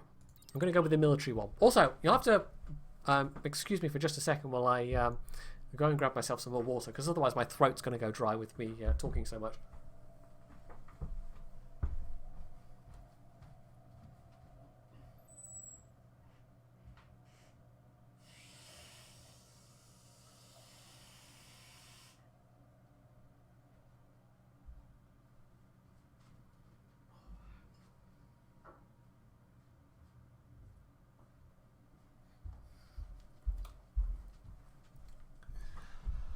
Right, so where was I? Yeah. So this was a nice find. This was a really nice find. Having a primitive civilization close by that I could just conquer, basically, with really no particular problems. 35% anomaly. Sure, we'll research that one. Now, I think what I'll do is next we will build a mining station. We'll build one at Ceres. So that'll give me more mineral income. But when you build mining installations and when you build research installations, those also cost energy to upkeep. So there's a constant fight to have enough energy. And actually one of the major reasons why you might want to expand is just to get more energy sources. So, well, this is a new one. I haven't seen this one before. We've got a report from Science Officer Elizabeth Easterbrook. It seems that a ceramic container is circling Barnard's star. Most peculiar. It should obviously not be there, yet somehow it's managed to find its way to a close orbit. A special project can be issued to investigate the container and try and deduce how it ended up there. So sure, we'll take that. Updated. So if I look at my situation log, I can see I've actually got a bunch of these now. So we should maybe select another one. So what I will do is we'll do the crystalline entity observation project. We'll skip those two at the moment because I really want colony ships. I won't actually... I think I won't bother with starting either of those until we've got colony ships, because I really want colony ships ASAP. But this one we might do. Have I got any level 3 science skills? Oh, actually, this was one of the high-risk ones, though, wasn't it? Yes, both my scientists are level 3. So scientists and generals can have levels, governors can have levels, but your actual... your leader... Oh, actually, no, they have levels as well. So, Donald the First. Yes. Anyway. I wonder if we can actually rename... You might be able to rename them on the election screen. I'm not sure. Anyway. When's my next training session in World of Tanks? I can't actually remember, Jollis. I'll have to check with... I think I arranged something with the head of the SGTA clan, and then I can't actually remember what date I had arranged. So I shall have to see. I shall have to double check that. Can we build... No, we don't actually have enough minerals yet. Now, we have got better power sources available. So what I can do, and it doesn't really matter at the moment, but these are the kind of auto-generated designs. We can basically upgrade the power plant. So I could just have... oh, I'd still need 2 power plants. Okay. But basically that would make the ship design cost more. However, I won't bother with that at the moment because there's no point having better power plants. Better power plants give you more energy for the slot, basically. So you can end up with mounting more weapons or having more powerful weapons or better shields or whatever. So, yeah. I really like the ship designer in this, by the way. I think it's actually better laid out than the one in Master of Orion. Although there's 1 or 2 refinements that maybe could be made, but on the whole, I actually like this better than the one in Master of Orion. The crystalline entities are unbreakable. So, this is just stuff about the crystalline things we found. The crystalline entity, obviously, is a callback to Star Trek. There's a lot of references to other sci-fi things in this game, unsurprisingly. So basically, it gives us a modifier to the Empire. So we can have... If I look here, if I click this... I might need to open up again. Or maybe we need to do a research project first. System survey. But basically, oh, I know where it'll be. It'll be in like policies or somewhere. Yeah, here we go, policies. So crystal sonar. So basically, we can speed up surveying. Any system where we find crystalline entities, we can instantly survey the system where they live. But it comes at a cost of 1 leadership point income. So we won't do it. But, you know, you can get stuff like that by meeting just the native sort of space fauna. Right, so everybody needs orders. Who is where? They're in Barnard Star, so we'll send them down to survey here. These guys will survey Procyon, or Procyon, not sure how you pronounce that.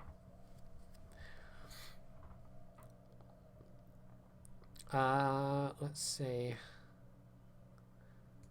Our constructor ship is done, so we've got now more mineral income, but again, that's had an impact on our energy credit income, so we will, when we've got 10 more minerals, or actually unpause it, that would help, we will build a mining station around Neptune, so more energy, and then we'll build one around Saturn, and then we'll get Vesta, and we'll basically just build up the system.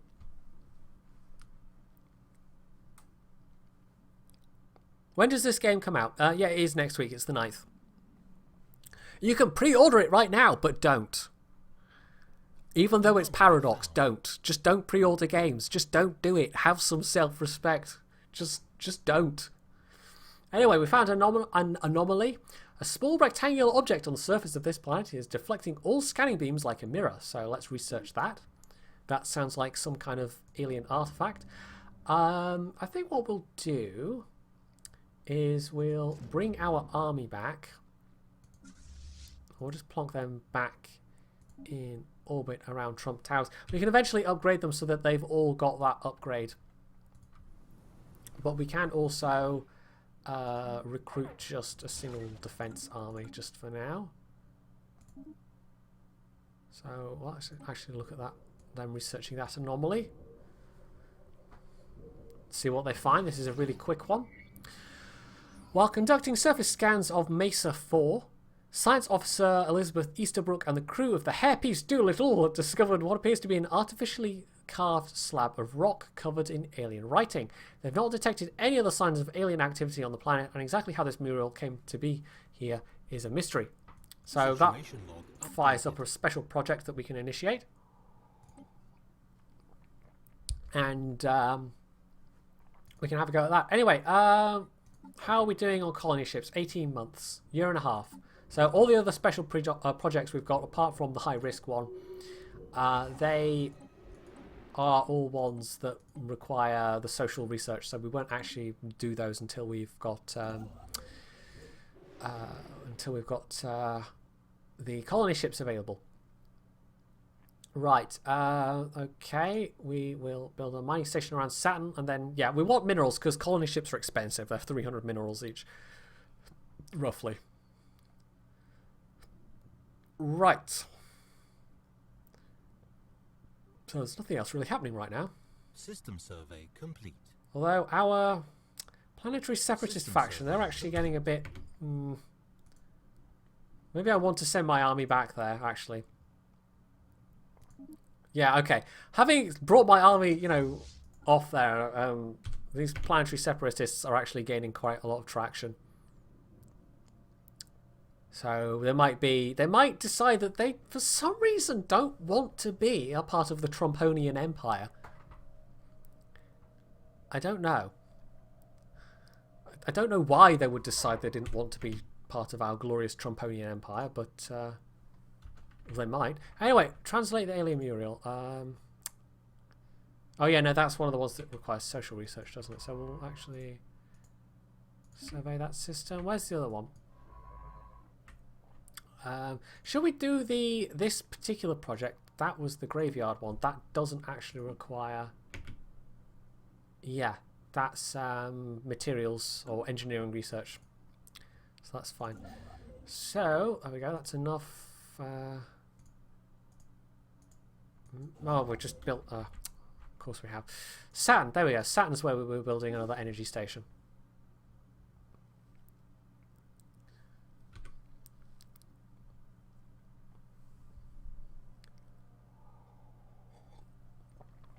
I'll never be allowed into the US again. Well, I've never been there before anyway, so... They read my financial statements. They were listening to dirty liberal propaganda is what happened there, Candle. They've been led astray. So, don't worry, we'll set them right. Powerful pop factions. We don't actually have enough leadership points to do... or energy in that case. We could suppress media, except we don't have the energy. We've encountered more aliens, okay. Thing is, when you get these alien research projects the first time, you don't know necessarily. I mean, in this case, we know. Oh, hello. No, that's. Oh, yeah, no, we know that's space amoebas or space squid or something. Yeah. So if you go and actually look at them, you can tell whether or not they're just space species that you can actually, you know, intelligent ones that you can communicate with, or if they're just like space beasts. Oh, hello. We've actually had somebody that's done a research project and contacted us. So your business is appreciated. Very first contact with. They're quite close as well. The Trellin Royal Sons. Also, thank you for the follow, whoever that was. I didn't quite look around in time to catch the name, unfortunately.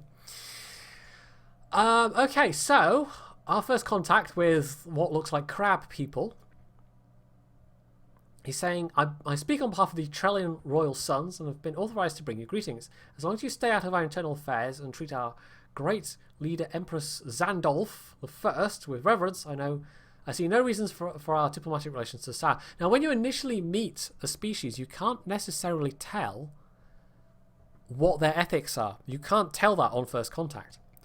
And I suspect, although I don't know, that how you respond actually then sort of has an influence on your relations immediately afterwards. So we can go with, I do not care. I've actually got a range of responses because I've got 3 different ethics available. Those ethics combine to allow me to give different responses.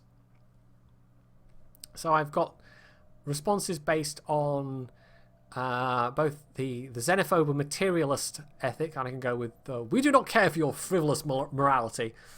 I've got one which is the combination of xenophobe and individualist, which is we do not take kindly to your sort. We can go with, let's see, the combination of individualist and materialist, which is who is Donald First? This is Donald First speaking. And then xenophobe and materialist is do not interfere with our endeavours, aliens. So not the most friendly responses that we can give this guy, but then we are a xenophobic species. So we're going to go with that one. Right, so we've got the news that we've encountered intelligent alien life, and the population's not particularly taking it well because they're all xenophobes. So we might have some... I don't know what might happen out of this, if we get like civil unrest, or I don't know. I've not played as a xenophobic species before, so we'll see what happens. So our mineral income's not bad at the moment. It's now 11. Pop factions. Okay, oh yeah, they're just building up again. We might... These annoying... whatever they're called. The Shantari, there we go. They might actually try and just rebel against me, but we've got armies in place. System survey complete. Might be enough. Anyway. Okay, that's that built around Saturn. So we've got 2 potential mineral stations we can build. So we'll build a mining station around Vesta. And then we've got a science ship. Special project complete. Oh, here we go. So the special project's finished. The wrecked starships that we found, that was that special project.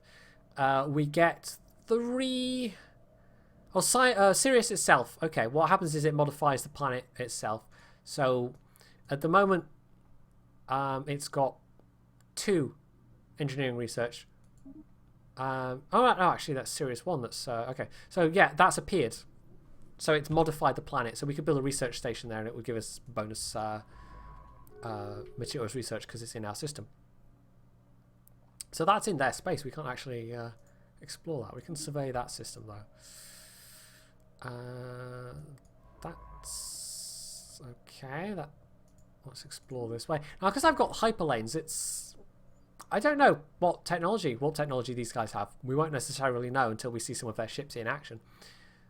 But I can jump between systems really quickly. It's just I can only jump between certain systems. They might be able to go, say, from there to there. I've got to go all the way around there. So it brings in vastly different tactical considerations based on what kind of warp technology that you've got. Or what, I keep saying that, what kind of FTL technology that you've got. What determines my attitude towards crab people? My xenophobia or my dislike of seafood? Well, I once had a bad acid trip while I was watching SpongeBob SquarePants, so it mostly stems from that. Right, research has completed. We can now build colony ships, which is excellent. We can build frontier clinics. That's quite useful actually. They increase the habitability. However, because we are so adaptable, we can take very well to a lot of different environmental conditions. We're actually not going to go with those. We are in fact going to go with hydroponics farm 2. Or do I want to be able to clear quicksand basin? Now, this, you have to research a lot of the different tile block removal, like the ability to remove various tile blockers. That's probably a better way to put it. For different planets. And in fact, you actually have to research specific tile blockers. However, we don't have any desert planets. We can't colonize desert planets. So that one's probably not very useful at the moment. But the last one is hydroponics farm 2. I guess we'll go with that. It means we can upgrade our hydroponics farms and have more food available. And again, that's not hugely useful at the moment, but it might become useful in future. So, right, we've got to keep an eye on our energy income, but mineral income, they're both, you've always got to strike a balance, basically. So we'll get the mineral income from... Anomaly found. Oh, hello. A primitive alien proto-civilization. So we found another civilization, but they are sort of primitive. They might even be pre-sentient. I've also got research projects, which is fine. So, Borobo 1, so that is down here. And we've also got a signs of precursor civilization here. So, Stone Age primitives, they're not actually showing up as interesting. They're not showing up as populations on the interesting. Okay, I don't know why, but they're not. 2 million years ago, Borobo 1 served as a major trading hub for the member nations of the First League. Large portions of the planet's surface were covered in towering cities, and we've identified the ruins of at least 12 major spaceports in the northern hemisphere alone. The planet was gradually abandoned over a period of several centuries, probably as a result of shifting trade routes and the collapse of the First League. Situation log updated. So that triggers another special project, and we might actually be able to System survey complete. queue up the... Why? Research complete. Can we not... It's a level 3 scientist. Why isn't it letting me... Oh, there we go. Research project. Oh, skill 5 or higher. Oh, wow. Okay, that needs a really skilled scientist. Okay. So in which case we'll just survey the next system then. Right. Also, we have enough to build... Oh, actually, is it worth building that? Or... I'm just looking what else is in my space. I think mining stations cost the same amount either way. So, for instance, this would give me +2, this would give me +3, but the maintenance cost would be the same. So you want to go for the ones that give you the most back for the least maintenance kind of thing. Anyway, we can actually get... How's our energy doing? I'm more interested in minerals at the moment than energy. This system's got a lot of minerals in, actually. We'll build a mining station here. And then +4 energy. Obviously, energy producing places don't cost energy. So that's fine. Right, so we've got deflectors. So we actually might now go and do our ship designing thing. Right, also, administrative AI gives research speed +5%, so we will take that. That's a good one to get early, because obviously the earlier you get that, the more kind of cumulative bonus that has over time, or the more effect it'll have over time. So,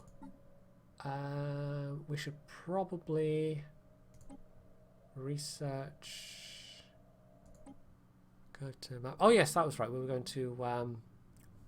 once we've got a scientist available, we'll send them there to do that. But we'll also translate... not translate, we'll investigate the Delta Menace, which is going to be space amoebas, I think. So anyway, yes, the ship designer.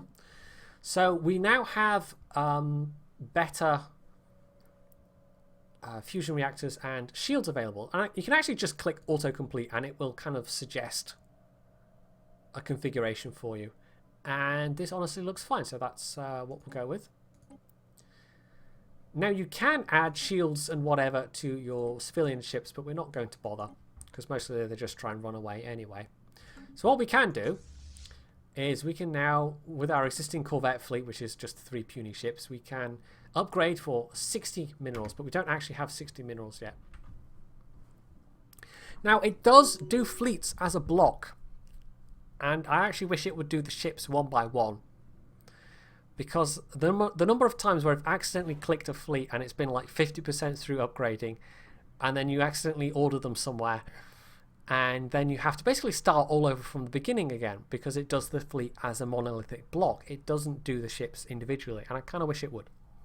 Because it would mean that if you accidentally clicked away at 50%, well, half your ships are done. Instead of having to start all over from the beginning again and just wasting massive amounts of time. So that one's annoying. I don't like that so much. Anyway, we can't upgrade this fleet anyway because we don't have a spaceport built here. And we've encountered more aliens, so that's fine. I should probably... Now, it's going to cost about the same to build a spaceport as it is to build a colony ship. So we should probably just save up the minerals for building a colony ship first, then get a spaceport built around my core. We can also really do with some more corvettes, but at the moment, yeah, we don't have the resources for everything basically. And our only nearest neighbours, well, they do have better. And what we can do actually is establish an embassy with them. We don't have the capability of just building big fleets at the moment. So, yeah, we can actually now look at their ethics. They're fanatic collectivists and materialists.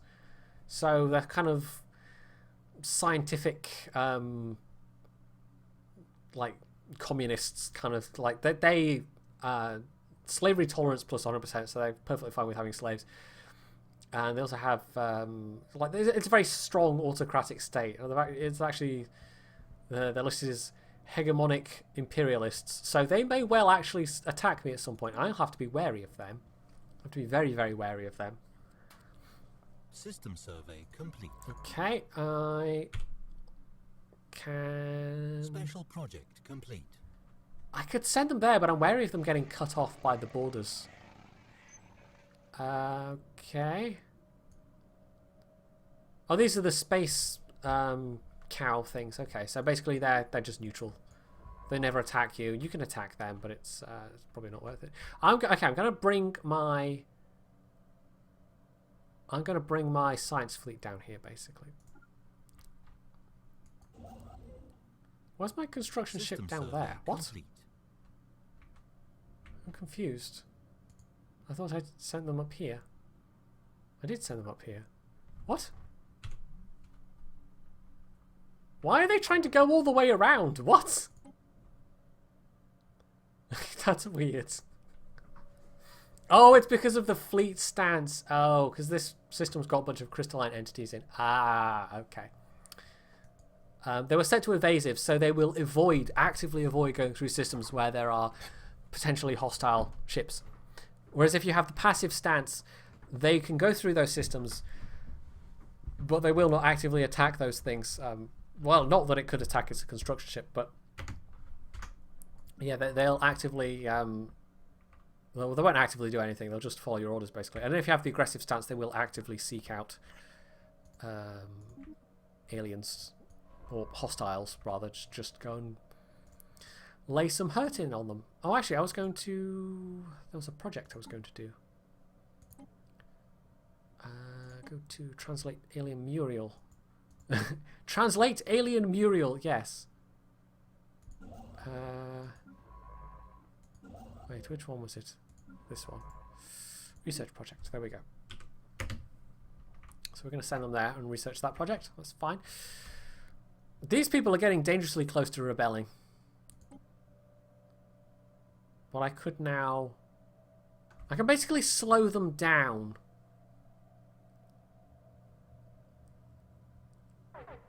But I don't know what else I can do to kind of stop them, basically.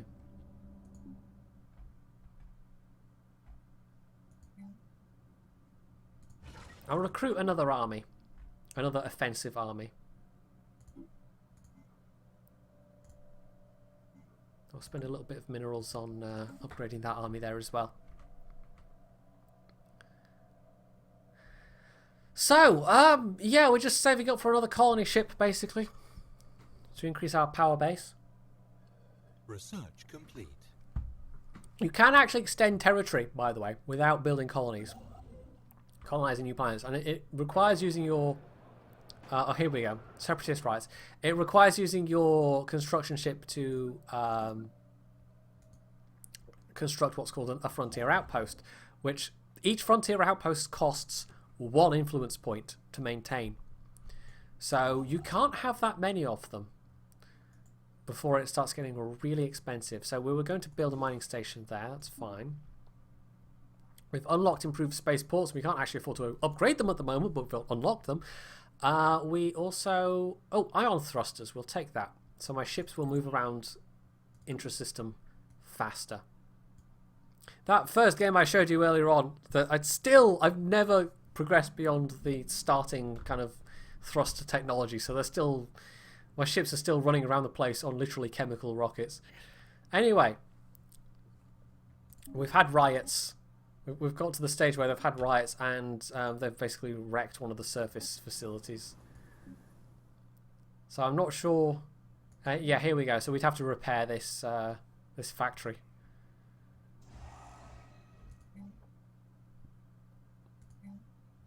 Which would cost... It doesn't tell me. It didn't actually tell me how much it was going to cost. But anyway, hopefully not that much. Right. Survey that system. We'll survey this loop here, I think. I'll actually shift-click to survey the next couple of systems. But we will set them to evasive, just because I'm not going to be paying that much attention. So if they encounter something nasty, they'll just run away at that point. But up until that point, they'll just keep surveying what I want them to survey. So we've built that mining station. And I think in this system itself, we had built that one there. Get more energy. And okay, we really should stop spending minerals at this point. Right, project completed. So this is the alien mural we discovered. It's a memorial for an extinct alien race that once maintained a small interstellar empire in this region of the galaxy. They were apparently exterminated by the creators of the mural, a fact they seem to regret. Okay.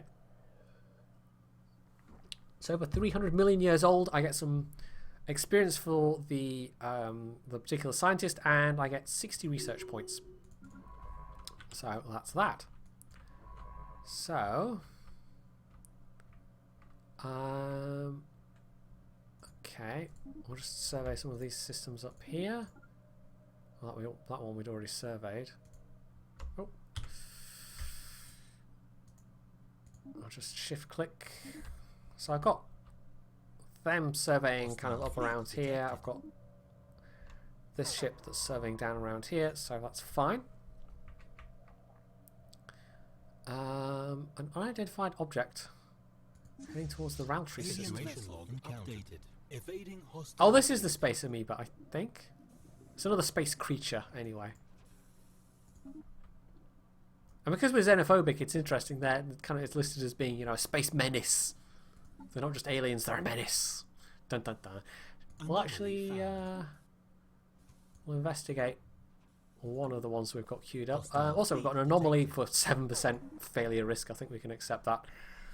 That's an acceptable risk. Space cows. I just call that. It's the wow, Hillary Clinton. Wow, wow. Anyway, I'm making an awful amount of sense for being a Drumpthonian. I should be far more. I'm not really role playing it enough, am I? But I can't bring myself to. I just can't do it. Oh, hello. Oh. Did we lose? Oh no, we didn't lose the ship. Okay, I was like, oh, that's. Well, whilst approaching the planet of Penosta 5A, the hairpiece Klosterman, what kind of a name is Klosterman anyway, suddenly received a glancing hit by several passing mass driver rounds. The projectiles were billions of years old, and based on the trajectory, they appear to be stray rounds fired from a neighbouring galaxy. Good grief. After missing their intended target, they continued on their journey for untold millennia until today. The rounds we have recovered are an advanced design despite their incredible age. Billions of years old. So that's just randomly I've gotten 60 engineering research. So this is an example of the kind of random event that can just happen.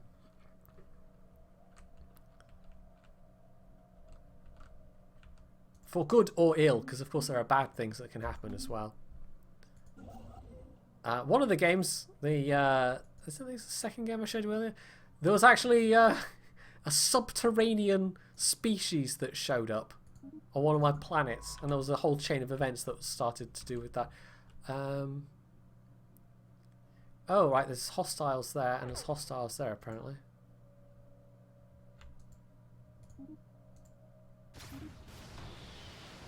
Space pirates! Oh no! Okay, this just seems to be an event that just always happens. The appearance of space pirates, so... Hostile fleet detected. Into the... Right, here we go. I think that's where my fleet is as well. So yeah, space pirates are going to turn up as a thing. And hopefully the first fleet can tackle them. Now, I think once you've dealt with them, they just kind of go away. They don't seem to be a persistent thing. Special project complete. Oh, good grief. Number of messages. Right, so we've got a low risk anomaly. We'll research that. Institute a special project for space amoeba study. Sure. Let's just check on that science ship. So that was fine. I'll set that one back for evasive. Okay, they have better military power. I think they have an extra ship, but I'm also quite near my military. This station rather, which hopefully will give also some. Yeah, so basically this is two separate engagements. It's my fleet and their fleet and the mining station, because the mining station has military power as well.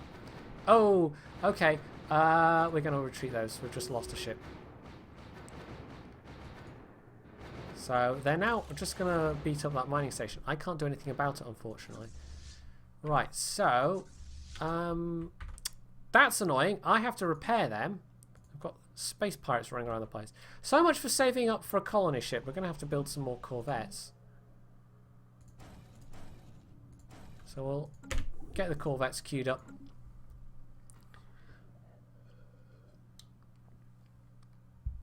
Right, this was a prison from the First League. And we've found some records, apparently, so that's log updated. Given us a special project. But these are all quite high-skill projects. So, yeah. So that's annoying, space pirates. And they're going to basically go into orbit around this planet and bombard the planet, and I can't do anything about it. Not at least until I build some more ships, basically. Fortunately, corvettes build really quickly. But it is annoying. And these are the upgraded design corvettes as well. So they've got some basic shields. Whereas these ones are not upgraded.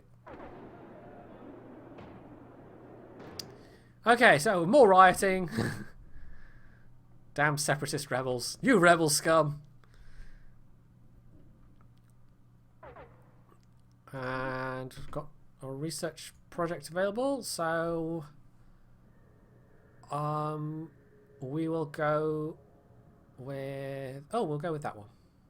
Power plant 2. Yes.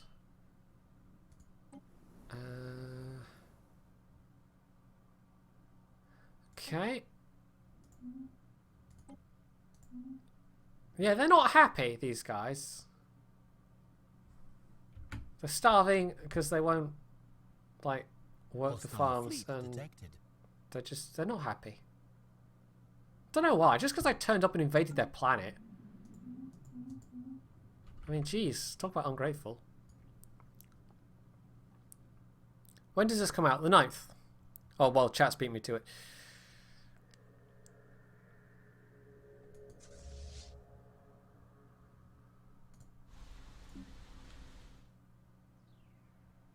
So, that corvette's about to finish. I'm going to upgrade the two surviving corvettes, rather. If you lose the ship that your admiral is on, because the admiral is tied to a specific ship, basically it's not good. Right, so first fleet's been fully repaired. Ships upgraded. Construction Ships complete. upgraded. So there we go. Oh, that's not what I wanted to do. Merge the fleets. So I've got 5 of my upgraded corvettes, so we can now send them. Well, I suppose pirates have buggered off. We'll send these guys up here anyway. So, because I've upgraded them, they've now got shields. The military power of that fleet has gone up, but not a huge amount. Corvettes are pretty weak. You can't do a whole lot with them. Hostile fleet detected. Right. Hostile fleet detected, but where? Oh, okay. That's like space cows or something. Crystalline entities. Okay, that's just them jumping through that particular system. These rebels, just so rebellious. I've lost a big chunk of my energy income, but I'm not actually going to rebuild that station just now. We're going to concentrate on getting this colony ship built. Research complete. Anyway, we didn't lose the fleet entirely, and my leader got some experience out of it, so it's not a complete waste of time. Oh, that's another thing we can upgrade. It's thrusters, so that's fine. Right. Let's go with powered exoskeleton, so we'll make our armies tougher. Evading hostile fleet. And that sounds like one of my science ships just found something.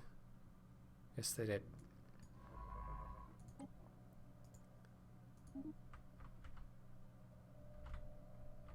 How's that surveying going?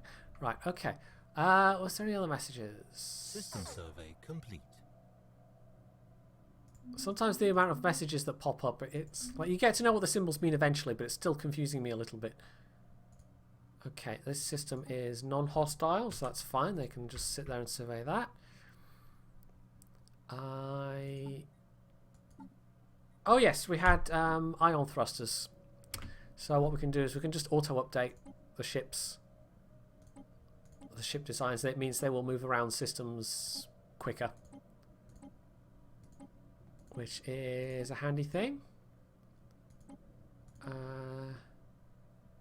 auto-complete. Now it's actually filled in an extra. It's going to make these ships more expensive to build, but because the more powerful thrusters use more power, it's had to stick on an extra fusion reactor basically. So we will upgrade those again at some point, but not until we've built another colony ship.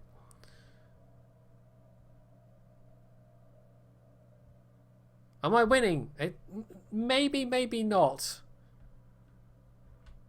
These guys here are worrying me just because I'm improving relations with them, but neither of us like each other very much, and they have apparently superior forces. Although mostly it's their technology level that's superior, actually. Their fleet power is equivalent and their naval capacity is equivalent, so they're not going to immediately invade me, but they probably will at some point. So colony ship, we're almost there. Colony ships take a while to build, but it's going to be our first proper, colony. I'm doing a lot better on my other playthroughs, although one of them was where I was cheating massively, Ginge. So that may have helped slightly.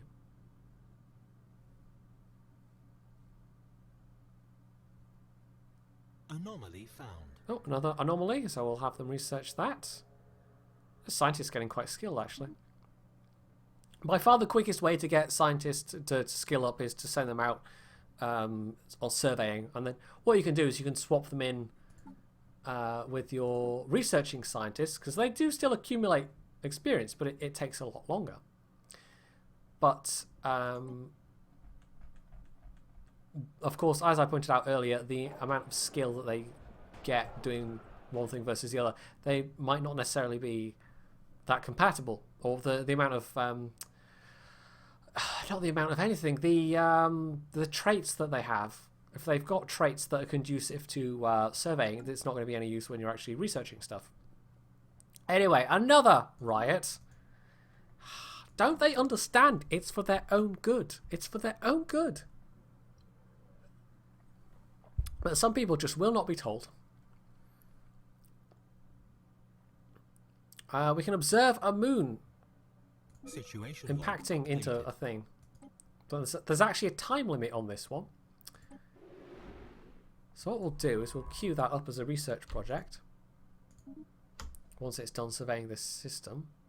Research complete.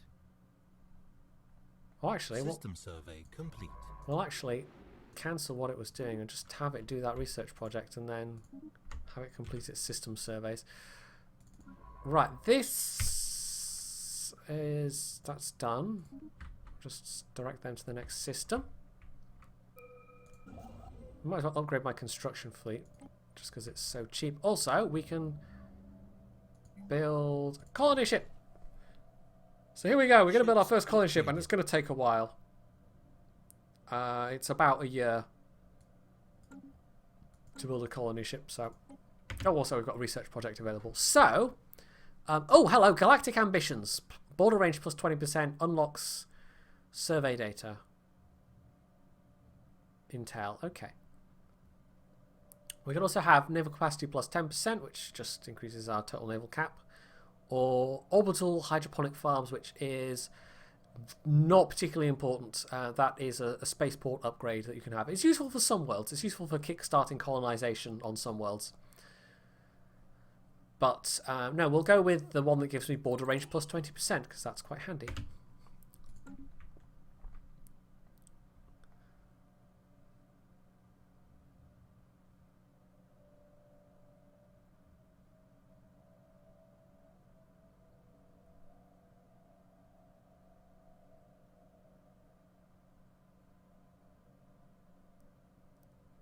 Well, there's not a lot going on right now. I have got enough spare minerals so we could rebuild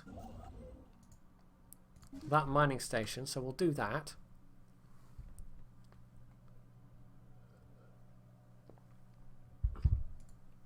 Our current fleet strength is not enough to take on these crystalline entities, so we might also build an extra corvette once the colony ship is done. System survey complete. Okay.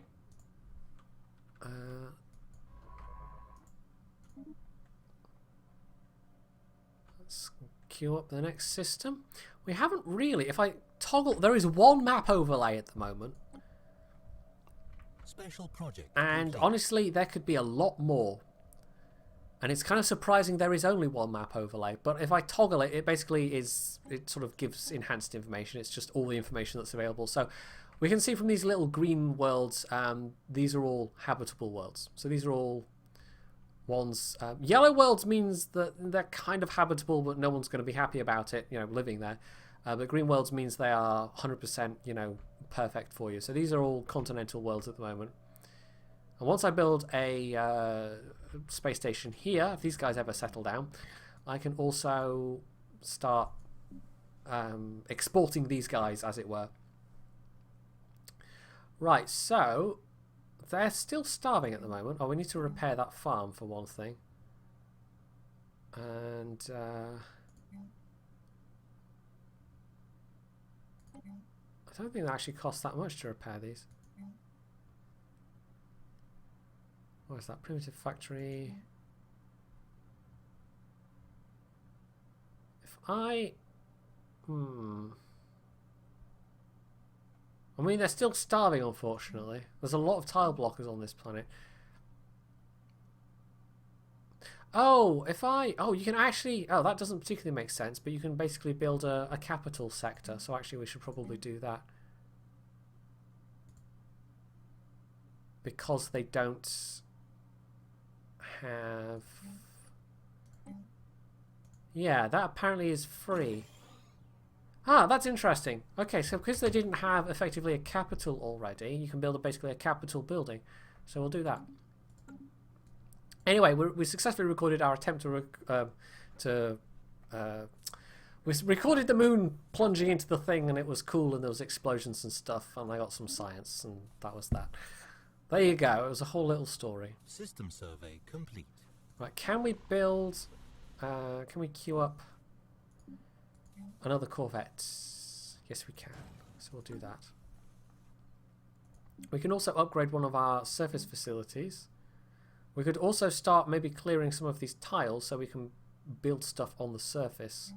Extra stuff. Because at the moment we've got max population on this planet. In fact, we've got one pop that isn't doing anything because there's no buildings there and this tile doesn't have any natural production. So we should probably build something there. I think yeah, power plant. We'll build a power plant there. So we'll actually do that. Because, you know, they must work. We can't have unemployment. That just won't do. Right, we'll send...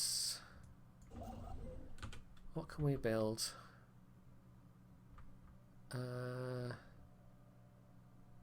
Just looking around at resources, really. Alpha Centauri's got some energy resources, but it's on a planet that we're going to actually want to colonize, so we won't do that. Research complete. We've still got 2 unexploited resources here, so we'll actually build a mining station around Callisto. Right, we've got some research. Gravitic centers. We'll go with the solar panel network because it allows you to get energy out of your star bases. 0% anomaly, I think we'll go with that. They've caught an irregular signal reminiscent of our own distress patterns. Oh, research that. Interesting. And we have a science ship that's... So yes, I was surveying these systems, wasn't I? Construction complete. Right, Situation log updated. well, we've encountered more aliens, so we'll have to research them to be able to communicate with them.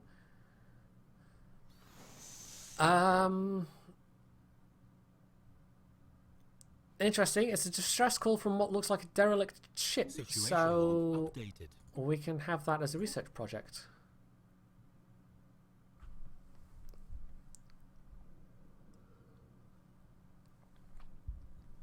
And that's a really quick one.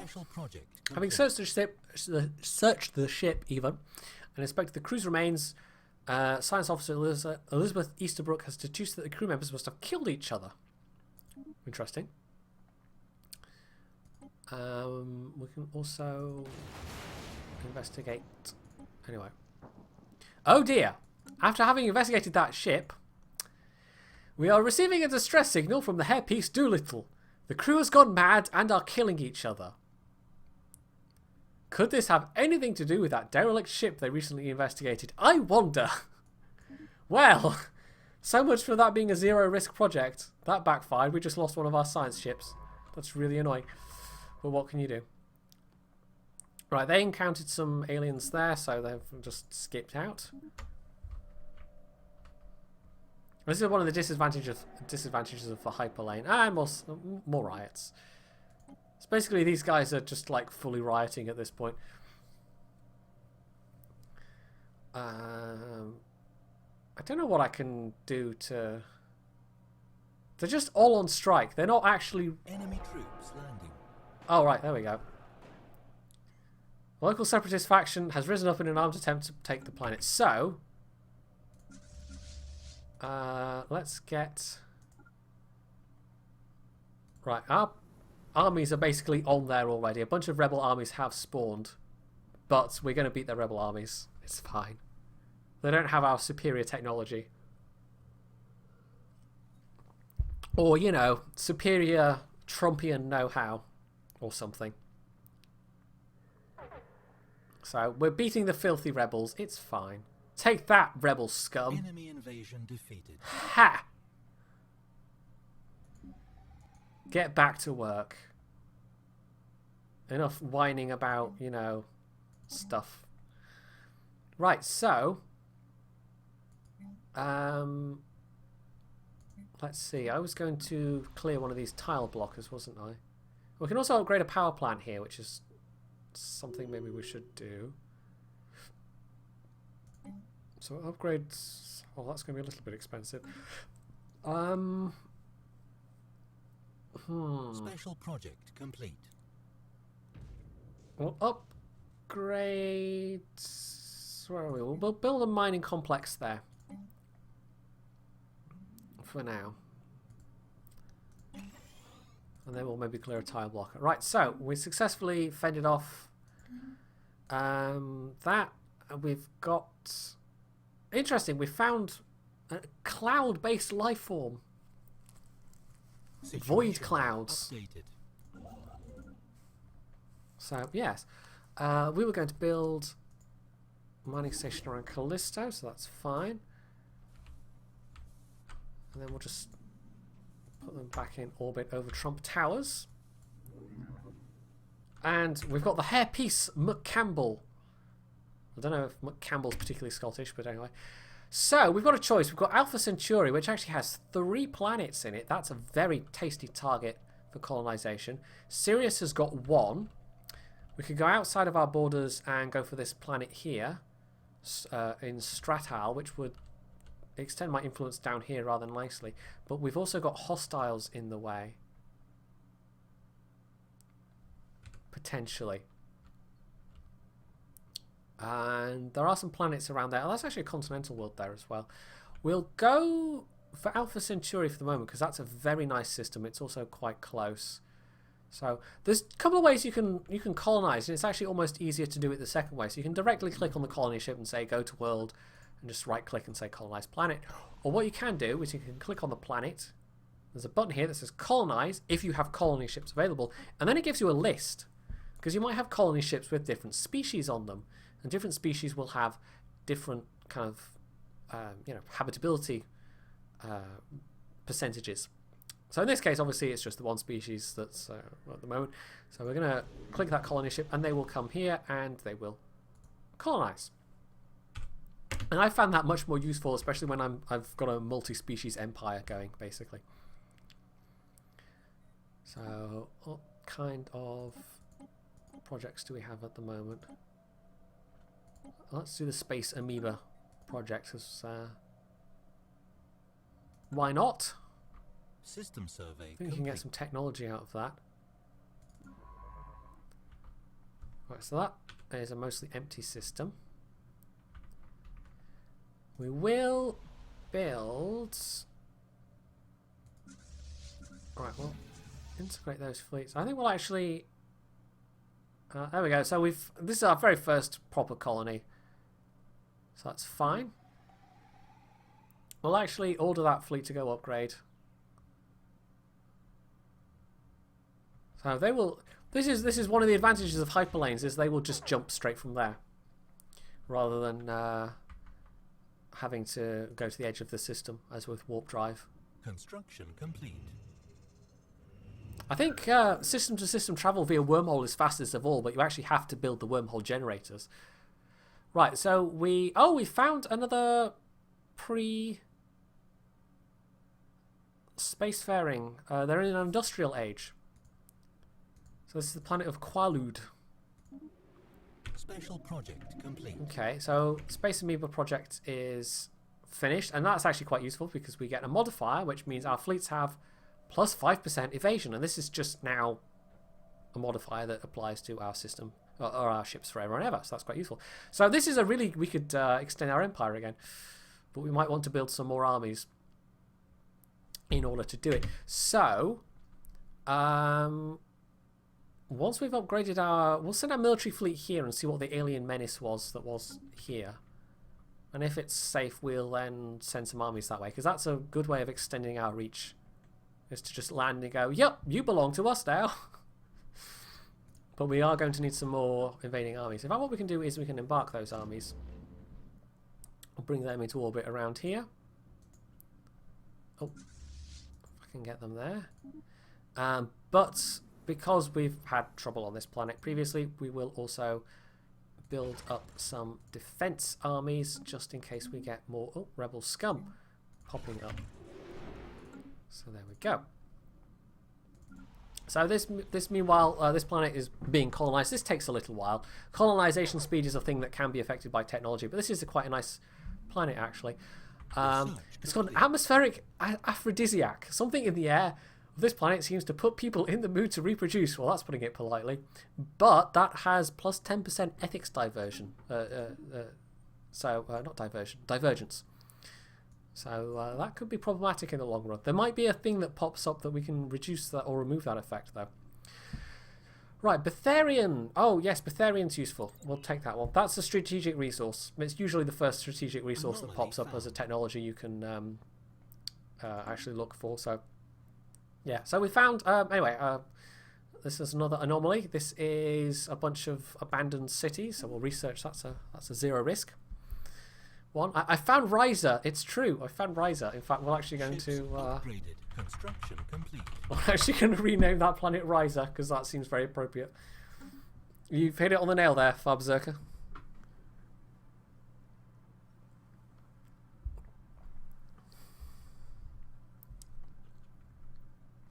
So eventually we might actually be able to colonize these planets. Now this one wouldn't be a bad candidate with our Shantari, because it's a tundra planet and they have 60% habitability rating with that. But we actually have to uncover the technology to be able to colonize before we can colonize, even though we've got that 60%. So, Nigil 5A is uninhabited and indeed uninhabitable, but not unvisited. The surface is littered with tall cenotaphs carved from some mineral not native to the planet and evidently placed here by some artistically inclined spacefaring race. The monolith's flowing lines clearly chart a history so fantastical it must surely be fictional. Surely. So that's 120 research from that.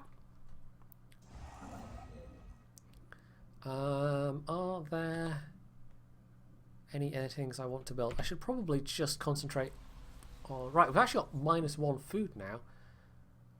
So we'll upgrade one of our hydroponic farms. And do we want to upgrade something else? Is there anything else we can build? We'll leave that tile clear for now. We could maybe upgrade that power plant as well. So we'll spend some of our minerals on upgrading that. Let's see, my core itself. I don't think we can upgrade anything yet. Pops will, by preference, go for sectors or for squares where there are, you know, there's a natural resource. For instance, this one here where there's credit. So the next one will pop up here. But after that, they go into the empty sectors. And that's when you get that unemployment message popping up, basically. So, yeah.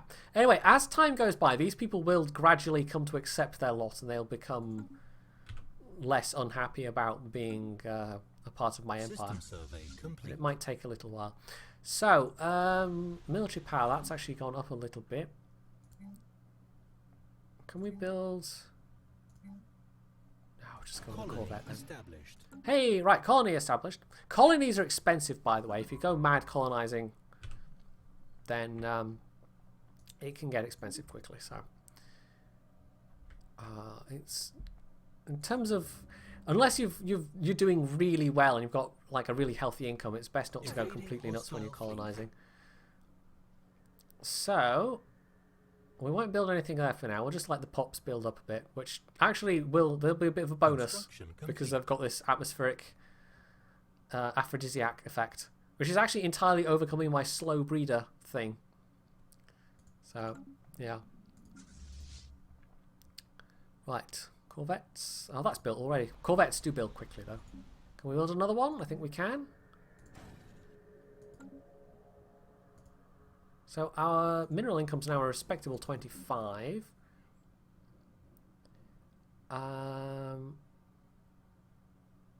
Let's actually build a hydroponic farm there. What if we can... Ah, you can also replace...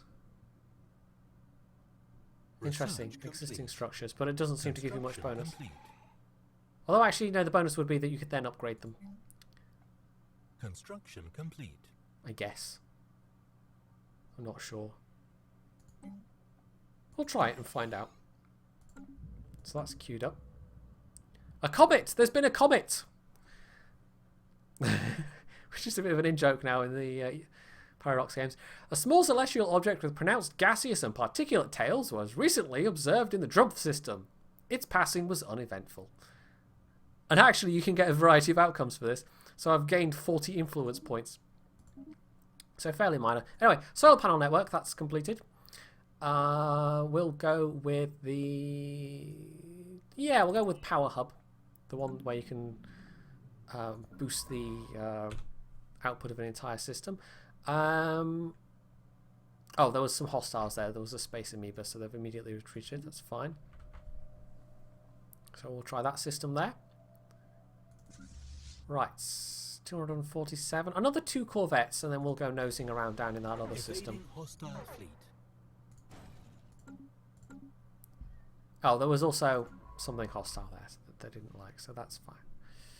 We'll actually just tell them to come back and upgrade.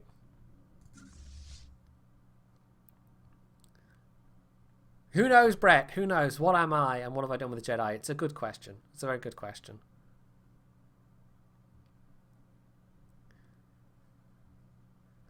Right. So, we should think about getting another colony ship constructed reasonably soon. But I don't want to go too mad with colonization and then leave myself really militarily weak while I've got these guys as my neighbours. So, we're going to divide my attention between building new colonies and just building my fleet up, basically. So if we get the technology to get more naval capacity, I think we'll want to take it. We'll actually maybe concentrate more on military technologies over other technologies for the time being. Also, that should be enough military forces, because we're going to go and, you know, we have a plan. We're also going to go and take over a planet.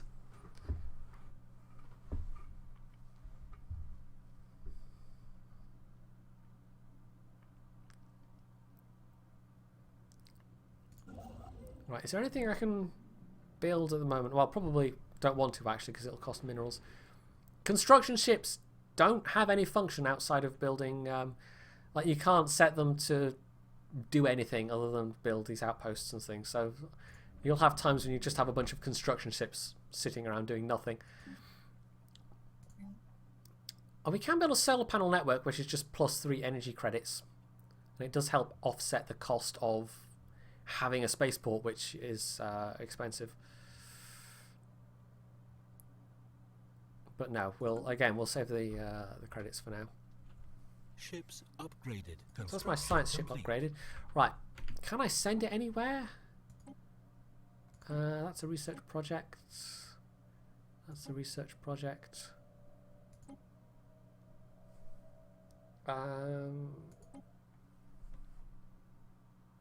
We could have them go and do that research project. Okay. Around Barnard's Star.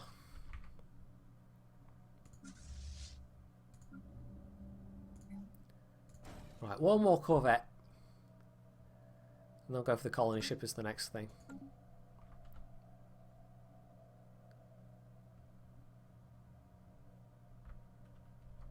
So I might well send over that planet, actually.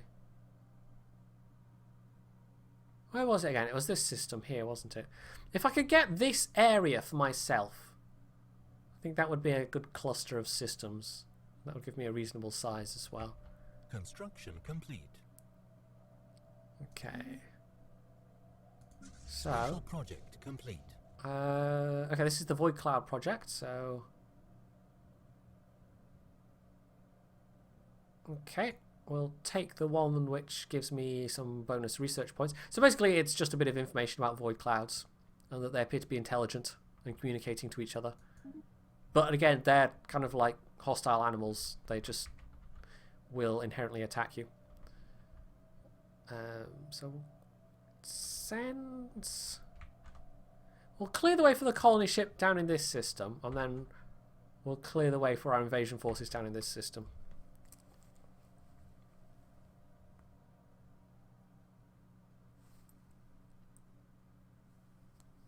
And we'll see how that goes. We're not too far off being able to build another colony ship as well. Or build the other colony ship that I need. Right, that project's nearly done.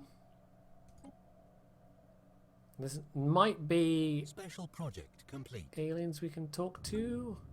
Ancient mining drones. Ah. Okay. Reports of deep space drones in certain systems have been investigated. The drones appear to be workers and custodians of an autonomous orbital mining operation. So you find these around a lot as well. These are very common. So we can get a special project Situation from log that. So we'll updated. take the special project. Sure. Right. Don't think there's anything here now. What was this special project? The Trade Center. Scientist level 5. Do we have Luis Romero as that scientist? So we'll actually maybe go and do that research project. Right, that system seems to be clear now, so that's fine. So we'll send them down here.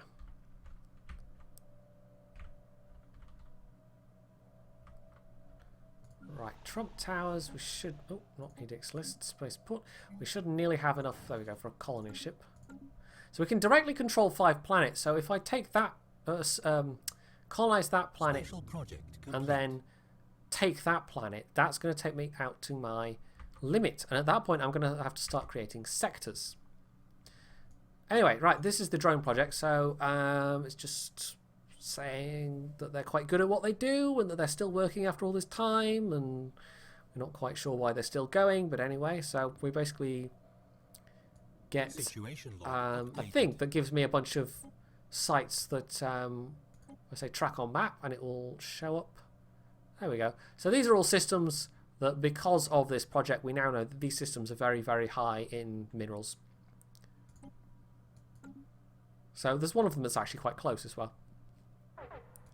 Right, so this is a void cloud, and we can probably tackle this void cloud, but we might lose a couple of Hostile fleet corvettes. engaged. So we can actually zoom right in, and if I click the track button, it'll should follow the fleet. Well, maybe not. So yeah, this is how we do first contact with unknowable alien entities. We just shoot them.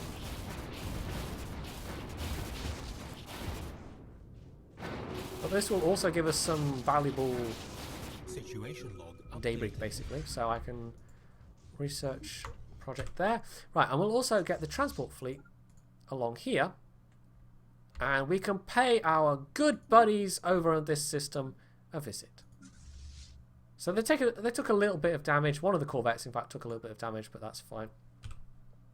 So, let's see, science ship. We could actually... We didn't actually survey this system, so we can also queue up surveying for that. I could build another science ship at this point, but I'd rather keep the minerals for other things. So, we're going to want to build a spaceport on Mycor as the next... That's going to be my next big expenditure, and that's about the same as a colony ship. That's 360 minerals. And that opens up arid worlds for colonization as well, potentially, once I have the technology for it. I can send those guys to colonize arid worlds.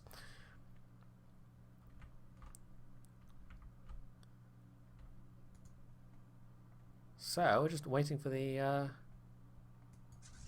transport fleet to make their way there. Are we going to pay a nice friendly visit to these nice friendly aliens? What do they actually look like? The mammalians, the xenophobes, and fanatic militarists. Oh, we should get on quite well then. Research complete. So we're just going to pay them a nice little visit, you know, just say, how do you do? Do you want to join in our empire? No is not an option. Better Area sensors? secured. Or, yeah, we'll go with better sensors. It's kind of military technology. So, there we go. So we've successfully integrated these people, whether they like it or not. We'll add pair of defense armies to that Construction queue. complete. Ryza actually doesn't have any armies at the moment. Well, that should be all right. Right. So we were going to colonize. Oh, actually, we could colonize this planet down here. I could make this like a sector. We could have this be the kind of, you know, heart of a sector. So the planet I've just conquered plus this planet here, we could sort of use those. Yeah, we'll do that. So I'll actually send that colony ship there. For now, we can hang on to both of them, but we will sort of maybe develop them a little bit and then have them as a sector. And these guys are probably going to do the same thing the other guys did, which is just try and rebel against me. But they're not going to have any luck about it. Right, that guy's unemployed, so why don't we just move him to a place where there's actual things. Right, so we might be able to right-click and do the same thing. Yeah, reassembled ship shelter. So it's interesting that you can, like, normally with a colony ship, that just appears automatically, but with a species like this that you conquer, you can just plonk one down for free, essentially. Right, so can we have... Is there anywhere that it's particularly worth... Special project complete. I'm just looking at resources. Anyway, I went very silent there. We've tried everything in order to find out how the ceramic pot ended up in a stellar orbit. Maybe we're all crazy. Maybe it does not even exist. Guess what? We tried calculating around these facts as well. We are done. There's nothing more we can do here. They really did not get very far with the ceramic pot, it feels like, or it seems like. Right, Sirius actually has... Is that a single... We might build a research station and get 3 extra technology points from Sirius 1. Evading hostile fleet. Hello, whereabouts?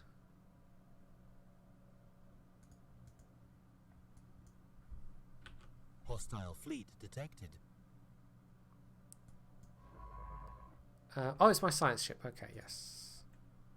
We were going to send them through that research project, I think, and then I can't remember what else now. Oh yes, down here.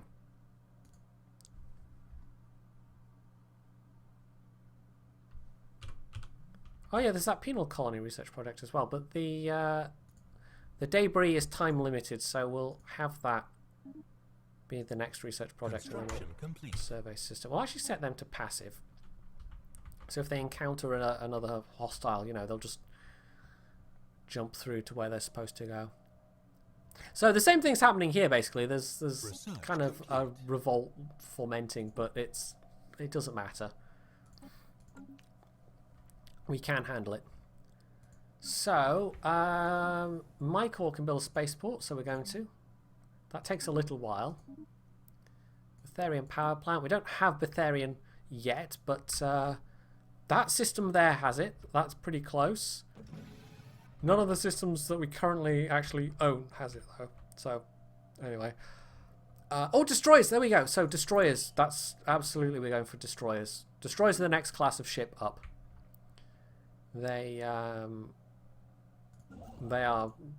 basically kind of double the power of a corvette, or even more than that, really. Potentially. Right, so I think what I'll do is immediately designate this planet, Zoroaster, as a sector. We'll hold on to... where is it? Quaalude for now, though. Until the inevitable revolt has happened. Because I don't know how sectors actually handle revolts, to be honest. But it's relatively simple to do once you've figured out how to do it. So we're about to finish one research project. Special project complete. So we found a bunch of bones and a lot of other remains. So that's just I found an artifact and I got some society research. So basically, if you explore around, you'll eventually hopefully find 6 of these systems, and I've only got 2 that I've found at the moment. So maybe this might be a point to build another science ship. How are we doing? Energy-wise, we're starting to get rather low, so we'll upgrade that power plant. And I think we'll upgrade that power plant as well.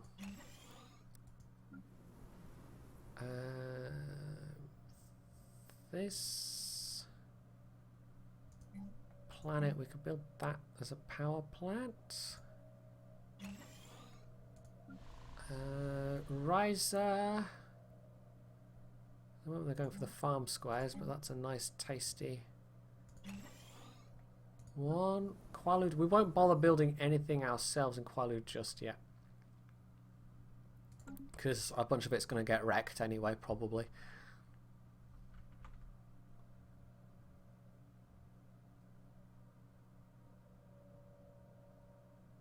I'm not even looking. I should be looking at the chat more. I'm sorry, chat, that I'm not paying more attention. I'm just so... It's engrossing. I like this game. Oh, yeah. Okay. We don't have anybody assigned to the... There we go. We can manually reassign that pop. Colony established. So, this is our first... oh, well, actually, no, it's our second colony that we've established. We're immediately going to designate this as a sector. And sectors are largely autonomous. Not entirely. They're not like vassals. They're just kind of administrative units of your empire. So we go to Empire, we go to Planets, and then we have this button up here, Create New Sector. And this takes you to the galactic map. So I got the option of creating it anywhere except for my capital. So we're going to click there. And this has created the Zoroaster sector. Now there are a couple of things you can do with sectors. At the moment it's not connected to any other sector, so we can't add other systems. However, we've got a couple of options here. So what we'll definitely do is assign a leader, because we do have the... We're still under the cap, basically. So we'll have a look at the traits. I will pick one that has minus building cost and minus construction time, so they will hopefully develop the sector faster. You can choose the focus that you want them to have. The default focus is industrial. You can also choose a financial focus, so they'll generate credits. You can choose a research focus, or you can choose a military focus. So that's more kind of defensive stuff. They won't build up their own offensive like fleets and things. So I think what we'll do is we'll task them, because we are, you know, the Trumponian Empire, we'll give them a financial focus.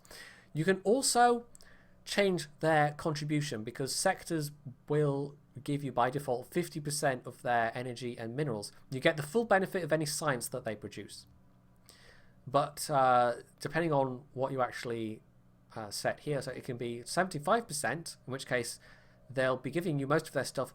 Barely any of it will be going into internal development, or you can have it be, well, actually you can have it even be 0%, or you can have it be 25%.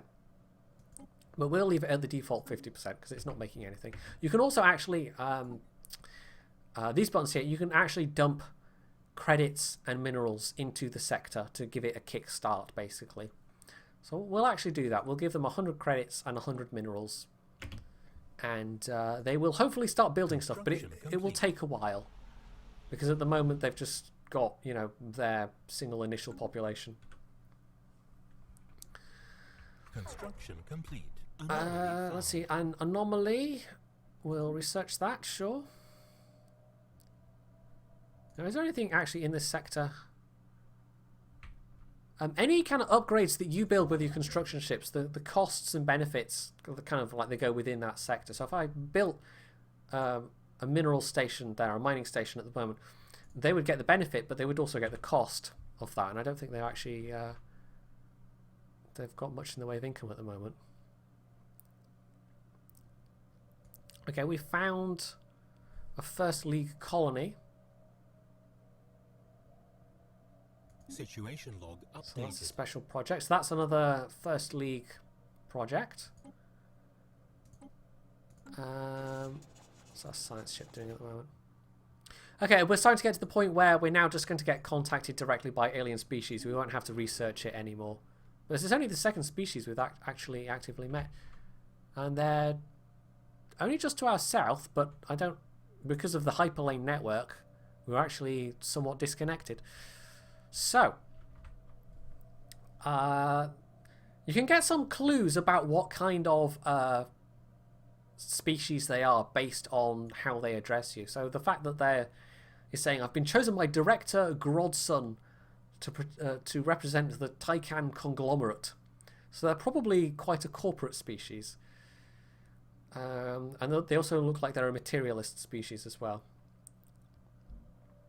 Because they're talking about, you know, unlocking technology and pursuing knowledge. Yes, so we're just going to say hello to them. Well, actually, we might as well put an embassy in with them. If I look at empires... let's see, yes, they're a science directorate. Okay. So what we'll do is we'll say we're going to establish an embassy.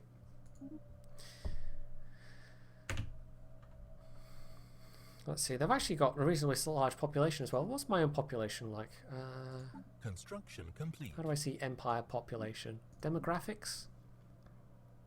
16 pops across 5 worlds. The majority of which are Trumps. The Trumponians. The Trumpites. Can't remember what I call myself now. But we've now also got, of course, the Shantari and the Uglarak as well. Who are actually, they're natural physicists. If we can change the laws so they can become scientists, that'd be quite useful. They've also got an arid preference, by the way. I didn't check that earlier. So both the Shantari and the Uglarak can colonize arid worlds, which will be useful in the longer run. It would have been nice if that had been different. If they'd been, like, I don't know, ocean or Arctic or something. Anyway, never mind. So...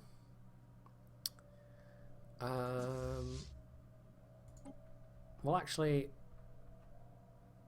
they were just sitting in orbit over that planet, but we'll have that fleet go away and repair. And I think we actually lost... Did we lose a cruiser? Or is it that I only had 9 cruisers? We'll build another couple of cruisers. Or actually, we could go with a level 2... Well, no, we'll stick with the Corvette. We don't need to do the upgrade just yet, but we could build the solar panel network. We'll queue that up. Oh, Mikor also will have built its own... So there we go. This could now build colony ships. And this is another species. The Great Yusravana Empire. Yeah, they sound just plain imperialistic. We rule our religion of space under a divine mandate, so they're kind of religious imperialists. So let's check.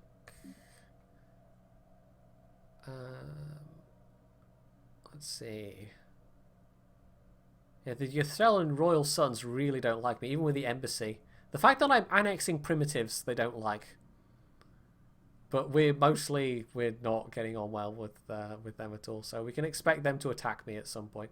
These guys, however, I mean, they're our 3rd Met person. We might as well again establish an embassy, although they're much further away, so they're not really that. It's our neighbours I'm more worried about. Wait, where's the other fleet? Oh, they're actually okay. That's still motoring into place. Right, that particular faction, that little yeah, that rebellion, that's brewing nicely. Let's merge those fleets and we'll actually build another 2 corvettes. We've probably got just enough minerals left over to upgrade or clear a tile blocker or something as well, so we'll clear that 2 energy tile blocker. System survey complete. Let's see, Mikor. Research complete. Worth? They're starting to slowly accept their fate. I can change the edict or the policy about slavery. I don't actually know. I might, if I prohibit slavery, they'll be slightly happier. My subjects will be slightly happier. So we'll actually prohibit slavery. Migration. We can have free migration so that our people can move around more. That will increase happiness. You know, as long as they've got the correct visas, as long as they've got the paperwork, as long as they pay their taxes, you know.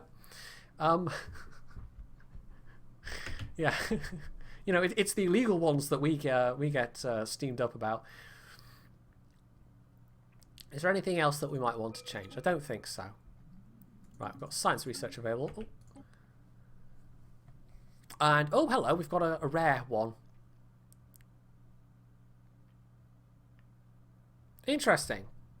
I've not seen this one before. This is based on the void clouds that we met. And it's a new form of weapon.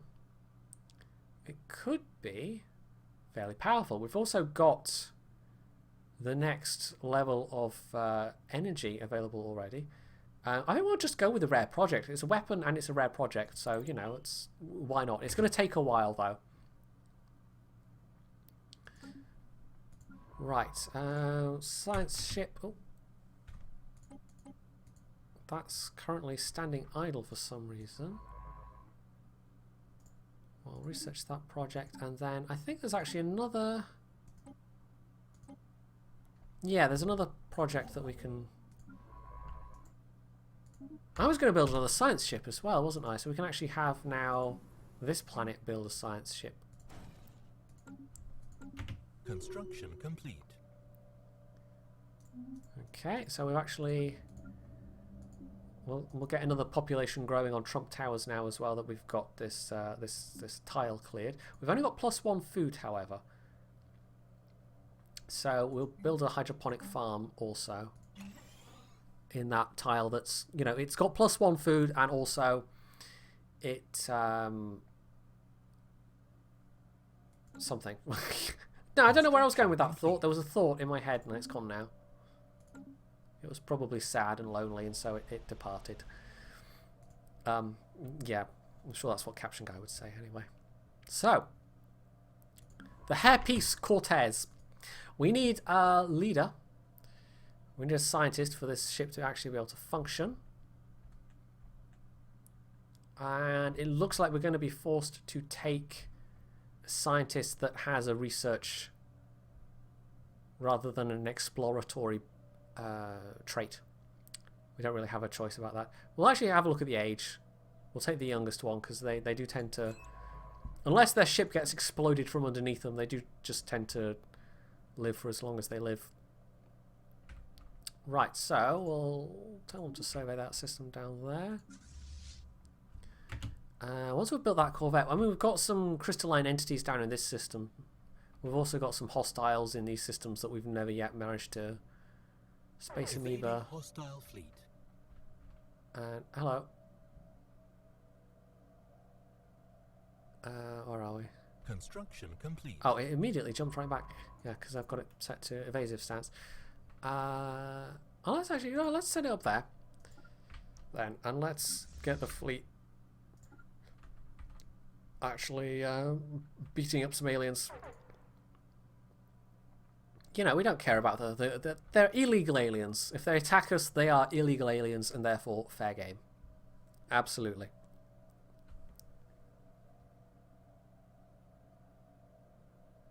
Construction complete. Right, so what's our production like at the moment? Could upgrade that farm, but we don't have to at the moment. Oh, we're starting to get alliances appearing, so... Our neighbours just joined... No, they didn't. These guys just joined an alliance. You can actually form alliances yourself. You can be the kind of like the initiator, but you need the right technology. So this is the Colony Research Project. The colony was founded when the First League was already on the verge of collapse. And this actually seems like the one that we already... okay, so that's just some... Society research. So let's actually jump these guys in here. We're going to have a bit of a fight. It's so funny. Each of these, it's just seeing each of these ships called the Hairpiece. Oh, right. Militarily, the Space Amoebas are actually tougher than our fleet. We might lose some ships here. And here we go. We're starting the Quiludians are starting to rebel, but it's fine. It's fine. Got plenty of armies there. Right, we've lost one corvette. I mean, we're winning. It's just we're going to take some losses. Also, it's saying we've got unemployed pops. That's fine. We'll just have them repair that. Starvation and oh, I don't even know. They're just, you know, no one to blame but themselves. Okay, we actually lost 3 ships, but we're winning this fight. Situation log Okay, updated. so we'll send that fleet back to repair. We'll also build another 3 corvettes to replace our losses. It's a slightly expensive fight. However, we can analyze the remains and survey this system. And then we've got mining drones in that system, which are not particularly tough. You can sometimes find systems where there is a lot of mining drones and a lot of mining stations, but that just seems to be an isolated set of mining drones. Oh, goody! Okay, they want to take basically all of my planets. So it's war, ladies and gentlemen. It's definitely war. Okay, we'll build a corvette there as well. So, yeah. Well, we kind of knew this might happen. A war of aggression. Can I build any defense stations or anything like that? I don't think so. Okay. I mean, I might just get the pants thrashed off me, to be honest. We can't even bring our army back from Qualud at the moment because, of course, they are rebelling. So I don't have any offensive armies available. Oh, also, yeah, I can add my own war demand, so I should probably do that. So I can demand...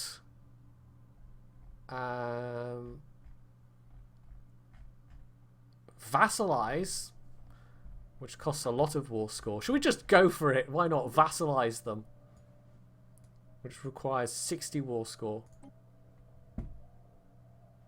So, yeah, they want some of my planets. I'm just gonna, if I win this, I'm gonna outright demand their vassalization. So this might be an interesting fight. Let's see. Right, so we've got the fleet going back to Drumpf. Or are they going to... Yes, no, they should be going back to Drumpf. We're just going to have to pump out as many corvettes as we can. We're currently researching destroyers. It would be nice if we'd had destroyers, but we don't. We're a ways off. We're only about a quarter of the way through that project. So it's going to be a while before we get destroyers available. So we're going to have to make do with a bunch of corvettes. Now, we do actually have a pretty decent cap at this point.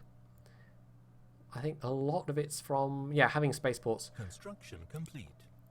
So, let's build... Debris analyzed. Why can't we build another?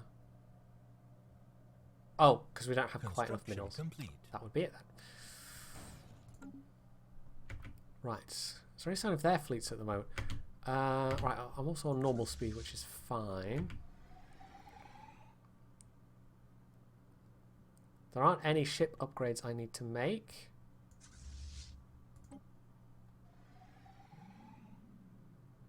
So we'll just set them to repairing. Special project complete. And I don't know, we might have to go and find a fight. Right, this is the prison complex. And again, some more research. So that actually, the research team found evidence of an attempted breakout that went wrong, and apparently the prison authorities just kind of left the bodies as, I don't know, as a warning maybe. Right, what is their main planet? I've got that ship repairing at the moment. Now, the advantage for me is that if ships pop into my system, I can just immediately jump my ships wherever they are in the system.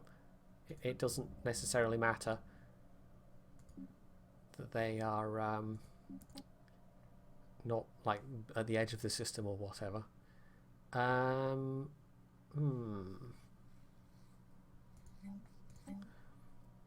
okay, we don't actually have the minerals to build that right now.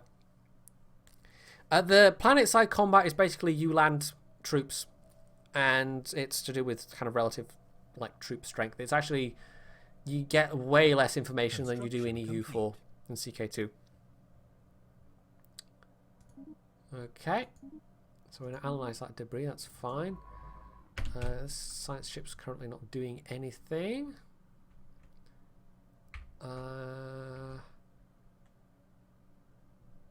There's mining drones there, but we can't do anything about those now. Let's try surveying. Why can't you just go around that way? What? And then, yeah, that seems much less ridiculous as a route. I don't know. Anyway.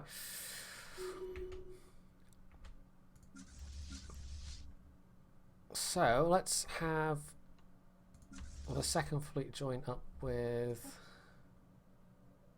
that fleet. We've got a dozen corvettes at the moment. They're not really particularly... So naval capacity and strength is currently equivalent. They're saying they have superior technology, but they might have superior non-military technologies, basically. We could do with a spaceport around Riza as well. Survey complete. It's kind of on the front lines, actually, in the Alpha Centauri system. But I can't do a lot about that right now. Let's see. This is... Oh, yes, there. Okay. I don't know. Let's send them down to survey there.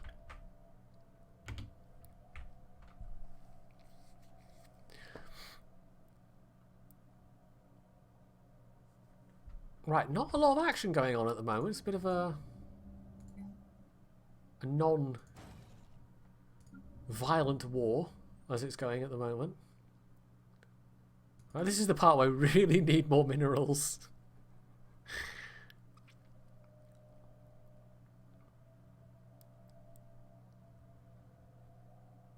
At the moment, I don't particularly feel confident about trying to take them on. Oh, that fleet's gone to there. Okay. I mean, I might have enough ships. I don't know. It's just 12 tiny little corvettes is not a huge military, you know. One thing I do like about this, by the way, is that you can not only use the arrow keys to move the map around, but you can use the WASD keys to move the map around as well. Although if you try and do both at the same time, it gets a bit confused, obviously. But that's a really nice feature. Not a lot of games have that. Most games do one. In fact, most games just use the arrow keys rather than the WASD keys. Construction complete. So it's nice for a game to do both, basically. So whichever your preference is, you can use either.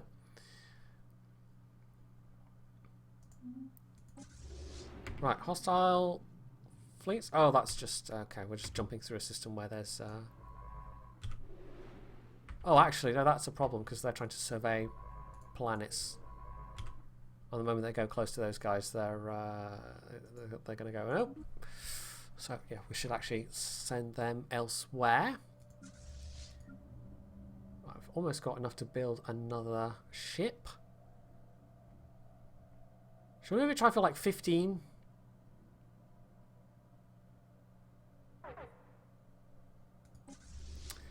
And, oh, again, more hostiles, so... Okay, let's not survey that system. Well, this is a very unfriendly neighborhood. The first game I played, I found myself... I was a Xenophile race. I found myself surrounded by other Xenophile races, so I've got a nice kind of, you know, we're all very pally. Everybody likes each other. But this time round, now I've put myself next to somebody who's very ambitious. And the fact that I'm a xenophobe doesn't help matters. But, yeah. It could be better. It could be very much better in terms of starting position.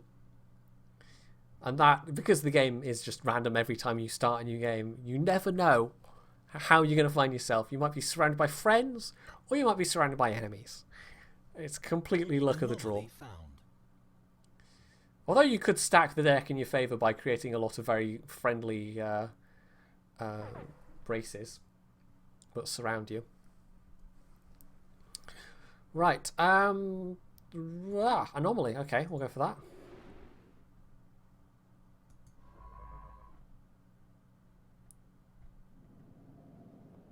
We found some kind of something. A weak signal from the surface of the moon. That's a mining station. Okay, so we'll survey that system. That's not particularly an issue unless I get close to it, but I don't want to fiddle around with, you know, I'll survey that, and I'll survey that, and I'll survey that, and just ignore the rest of it. So yeah, they're just inherently hostile, these things. It'd be really interesting if there was a way to take over the old autonomous mining stations, but there isn't, as far as I can tell.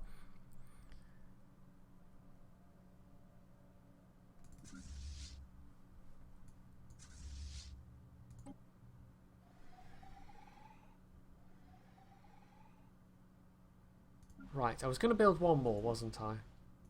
And then we'll go and try and poke these enemy aliens and see what we can find. We'll do a little reconnoitering.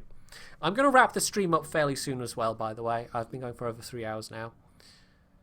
And I'm actually coming up on a time when I've got a Patreon to play with relatively soon as well. So it's not just that I've been playing for 3 hours, it's I've got someone to go and play with as well.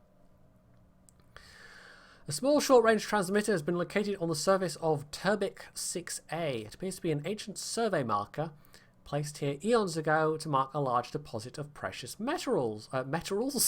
Metals. So that means that planet now has +4 energy resources to mine out, but it's way outside my Empire space, so can't really do anything about it. Right. So, have we got the latest technologies on our corvettes, by the way? We don't have any upgraded weapons or anything, or upgraded shields, or anything. No. Oh, we could have upgraded sensors, actually. I don't even have that on my science ships. No, we should update everything. So we've got, of course, we had the updated gravitic sensors.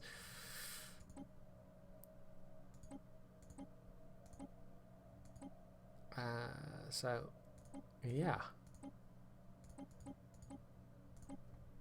You don't really need to do much except maybe tweak the designs up until the point where you get destroyers, and then destroyers have multiple cores that you can use. I think you get multiple Corvette, like you get 3 different potential Corvette designs that you can use that have different kind of levels of weapons and slots and whatever. But generally, I just go with whatever it defaults to, because Corvettes, you kind of you outgrow Corvettes very quickly. Right, so we've got an asteroid to be investigated, so we shall investigate that. Right, there's our first fleet. We'll send them into Procyon. In fact, we'll send them to this system here, Thuban. We'll see if we can't encounter some enemy fleets. I could upgrade them, but it's really only sensor systems. I don't think it's that vital to upgrade them just so I can get better sensors. The science ships, however, I might bring back to somewhere where I can, in fact, upgrade them. I wonder if Zoroaster... No, I don't think they'll have... They will... sectors will build spaceports and whatever around their own planets, but... I think the priority for that kind of thing changes depending on what priority you've given them. And oh, hello, we can go and blow up a frontier outpost station. Oh yeah, we can. Oh, this place has a lot of things. We can just wreck their shit basically. For some reason, someone has towed an asteroid into a stable orbit around Turbik 1. The massive engine sections and braking thrusters can still be found on the surface. So this is just going to be... We can build a research station there at some point if we want to, if it's in our space, and get bonus research. So yeah. We're going to jump into this system. We're going to wreck their stations. Their puny little... this is mostly mining stations. System survey complete. And this is actually going to be a bit of an economic blow to them because this is a lot of stuff that they've got in here. And maybe they'll come and try and stop me. Maybe. We'll see. We'll also keep an eye on the galaxy map as well, because they may well try and jump in and actually prevent me from doing this. For some reason they might not like it that I'm blowing up their stuff. Now these are not unarmed stations. They have a little bit of military power.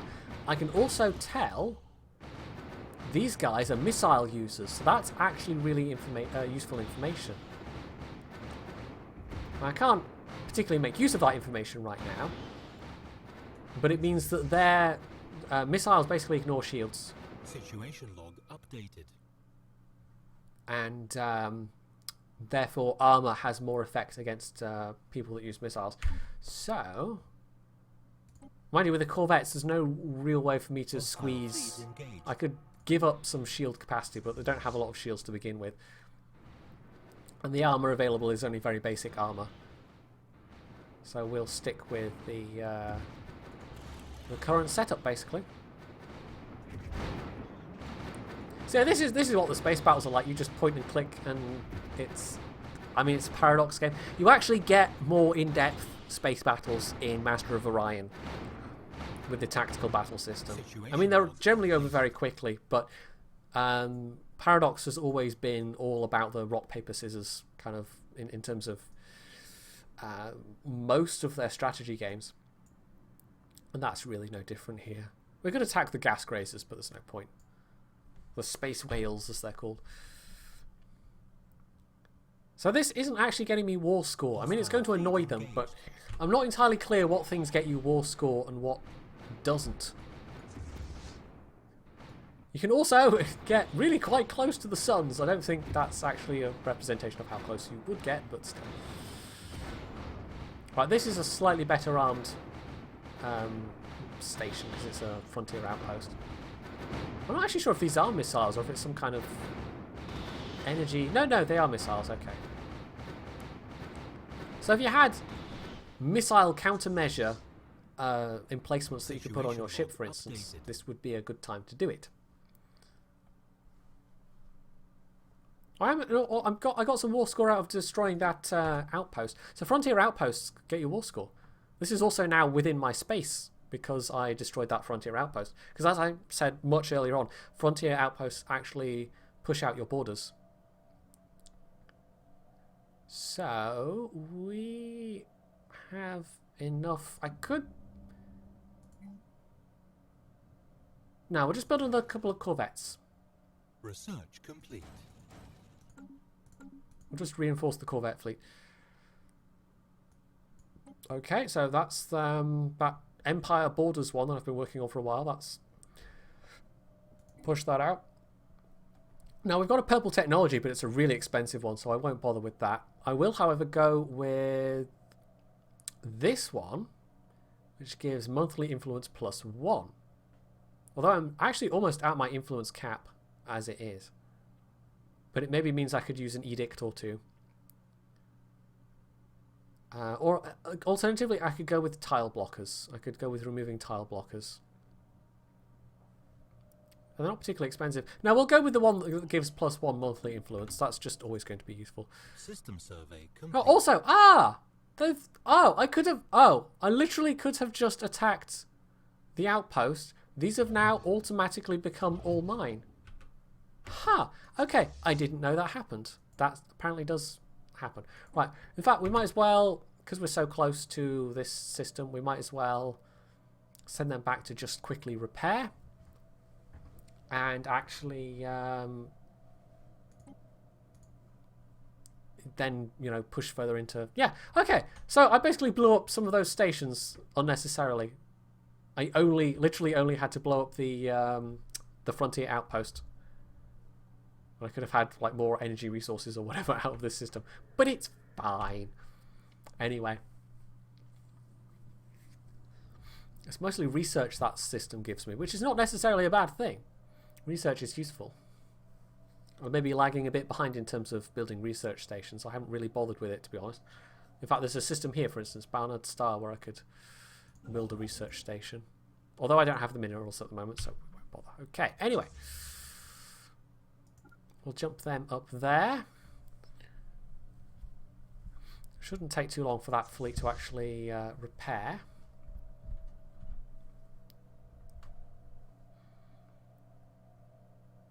I wonder if it's worth... No, it's probably not worth upgrading. It's fine. I'll have a couple of the newer Corvettes with the better sensors in there anyway, so we will get the benefit of it, essentially.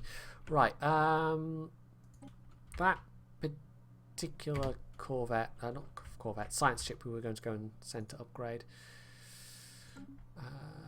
Okay. I have found... By the way, in my game where I am at war, they go for your home systems way more than they go for... your sector systems. So it's almost worth building up your sector systems in terms of spaceports and their capability.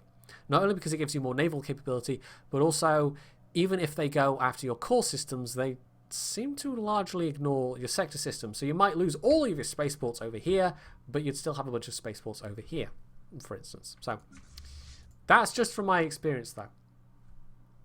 Right, that fleet has repaired. That fleet's mating up with them. We'll actually send this fleet down here. We'll meet them all up in this Calam system. Well, in fact, I'll wait till that other fleet's popped up from Trump Towers. Right, so those two fleets we will... Actually, I can just tell them all to converge, I think. I'm still not quite clear on the... when, like for instance, the big fleet's going to the little fleet. I don't know why the little fleet wouldn't go to the big fleet. And also, if you put in a custom fleet name, it doesn't keep the custom fleet name. And I think that's just an oversight. It should do, really. It should just go, right, we're going to keep this custom... This fleet has a custom name, therefore it keeps this fleet name. But it doesn't. It's a bit weird. Anyway, we've got the final Corvette that's nearly... I think I've confused it because I've told them all to meet up now and they're just getting very confused. Look at this, and all just jumping backwards and forwards all over the place. Hey, Emperor Merly. Thanks for joining us. Although I am not far from wrapping up this particular stream. Right, so that ship has... That science ship's upgraded. On survey to our south.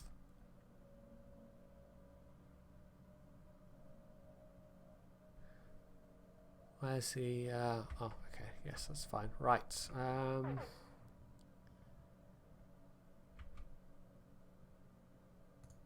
I was going to survey somewhere. Not survey. Minerals. I could maybe do with a couple of mineral stations, actually. Barnard Star. Let's build some mineral stations there. Spend some minerals to make some minerals.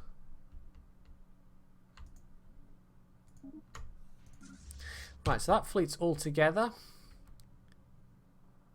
We will jump into... We've actually already expanded our borders. I mean, we haven't really taken any systems off them properly, but because I deleted... Because I blew up that frontier outpost, that's considerably shrunk their borders. So a couple of systems have swapped hands. It has been useful. I now have more resources. I've also got a slightly better... like, I'm, in theory, slightly winning the war. Slightly. Anyway. Yeah, 4X games are not good spectator sports. That's probably true. Right, total fleet strength is not bad at the moment, actually. We're now up to nearly 600. This is why, when I do my CK2 videos, I mean, I don't know how much of you are regulars of buying. I mean, I might have picked up some passing trade. I think there's a lot of people... Well, if they're interested in watching Stellaris streams, they've probably just gone to, like, the top of the list. I think DDR Jake was streaming earlier on. But... yeah, from the CK2 series, you'll know that I edit out a lot of the slack bits, as it were. And of course, you don't get that with live streams. Anyway, so we'll jump there and we'll jump into this planet here and we'll see if we can't blow up some more things and see how they like that. We can actually also just research project this bit of debris, and we'll set the fleet stance to evasive so that they will just run away if anything tries to come and do anything about it or anything to them.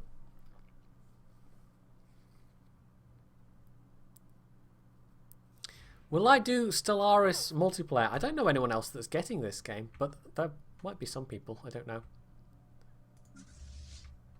Right. Oh, yes, we're in the Thuban system. Right, okay, so they have a world here. We can attack the space station. Both these planets have got space stations. We can take out their mining posts. I'm more interested in going after their fleets. So we'll actually jump to their capital sector. We maybe need a couple more... Hostile fleet. Oh, here we go. Oh, hello. Okay, their fleet's coming and they are bigger. They have a bigger fleet.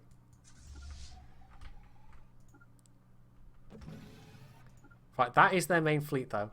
So we do need a... Okay, we need more corvettes. We definitely need more corvettes. Hostile fleet detected. So we're actually just going to evade. Because they're going to come after me. But I think they use warp technology, which means they have to go to the edge of a system. And they also have a little cooldown after they've jumped. Whereas with hyperlanes, I don't have that. So it's kind of an advantage. I'm not sure, actually, on Jingles. I mean, it's Master of Orion. I mean, this game and Master of Orion are kind of rivals, but Master of Orion has the big advantage of it's really easy to get into. If you've never played a 4X game before, even if you're only kind of marginally familiar with the Civilization games, it doesn't matter that much because you can pick it up really quite easily. This game, not so much. And I've played maybe 20 hours in about 3 days. And I think I've gotten as far as I have just because I'm very familiar with the way Paradox games work. So if you've played Paradox games before, you're not going to have that much difficulty with this game. But if you've never played a Paradox game before and maybe you've played other 4X games, some elements will be familiar, but other bits will not be familiar at all. Other bits might seem strange. So I'm just leading their fleet on a merry dance at the moment while I build up some more corvettes. Now I know what their actual fleet strength is. Right, let's jump the fleet to Riak. And let's jump those 2 cruisers to Procyon.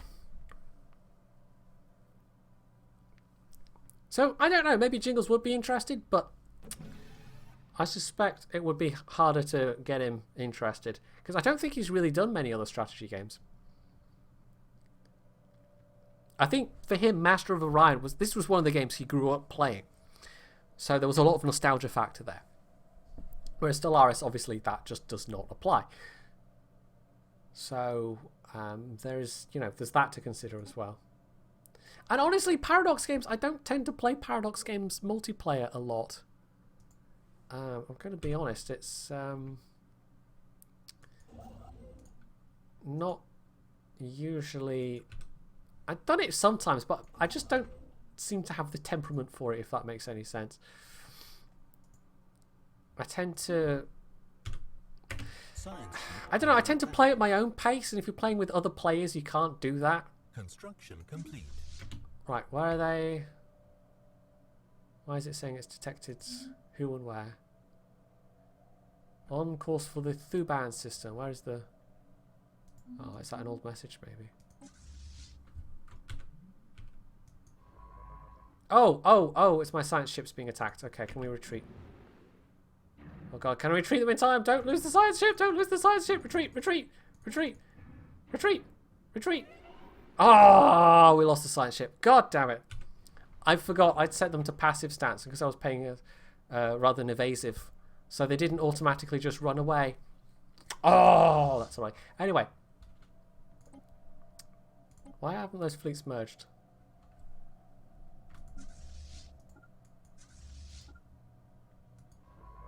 That's a science ship, that's fine. Or maybe they are merging and it's just, you know, they're flying towards each other. Merging in a very romantic manner, that made sense. Debris analyzed. What? I don't know. Shut up, brain. Right, so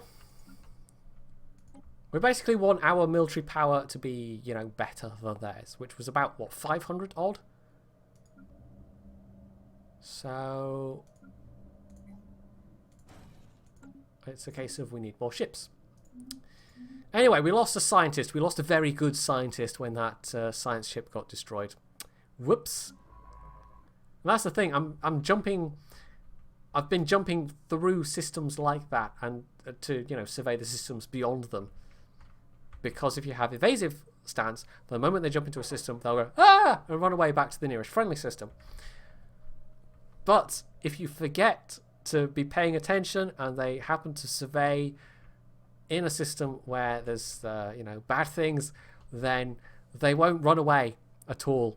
So yeah, you have to be paying attention basically. And I was maybe slightly distracted by war, so it didn't quite go as planned, maybe. Right, let's get another one built. We're nearing our naval cap, actually. Construction complete. Right, we've got 21 ships there.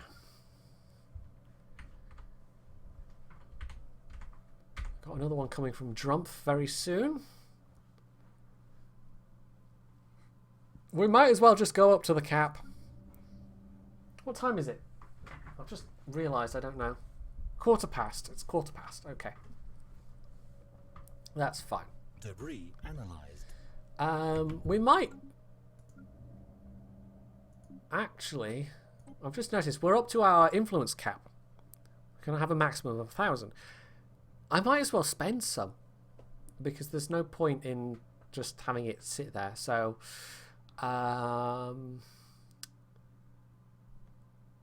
let's see. Riser.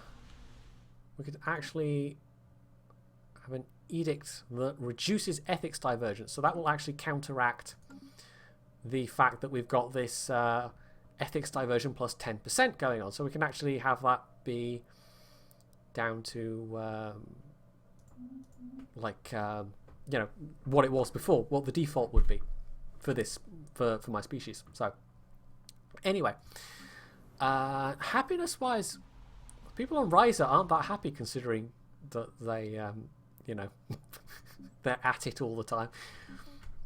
You'd think they'd be happier. Maybe I should assign a governor, but I don't really have the leaders to... Yeah. I mean, I could. But that's one of the things that once you start assigning governors to individual planets, you run out of leaders very quickly. Or you run out of leader cap very quickly, anyway. It's quite small. It's almost annoying that you have to research it through technology rather than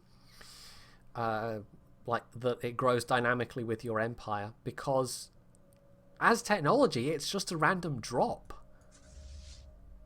So you'll get it eventually, but you might be waiting an awfully long time. Construction complete. Right, is there any other... anything? No, science projects, nothing like that. Okay. So I'm just grouping up the fleet in the Procyon system. Might be able to speed things up a bit, actually. Right, current fleet strength is 650. Their fleet strength was 700 and something. So the fact that they've declared a war of aggression... apparently there's no ticking war score. Which is interesting. Not sure why.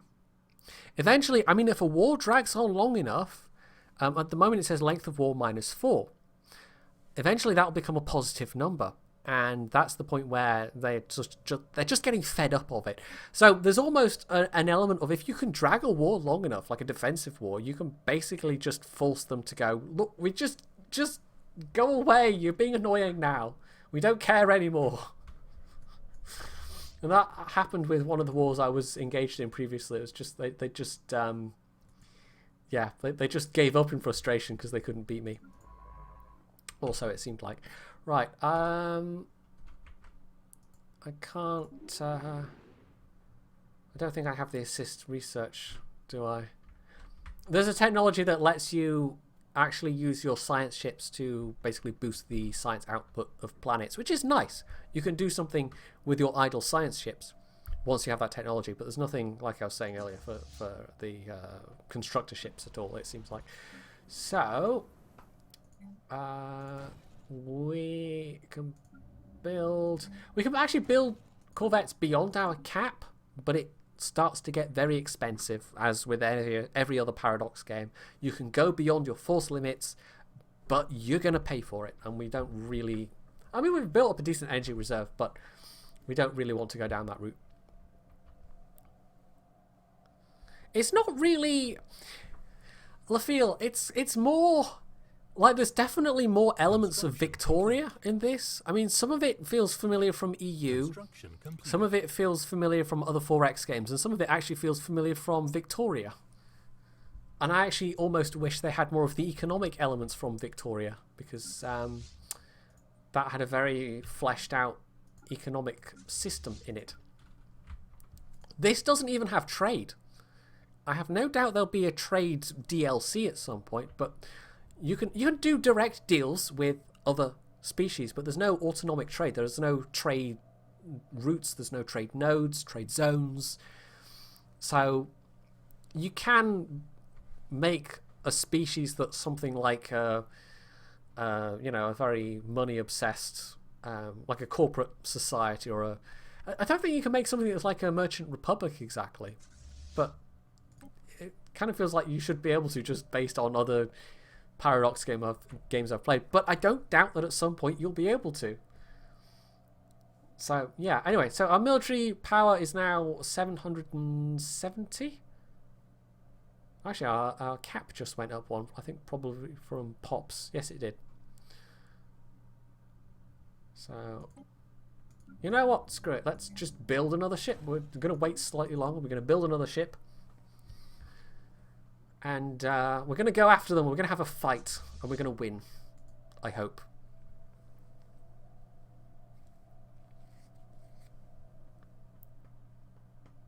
They seem very... Well, they initiated this war, LaFeel.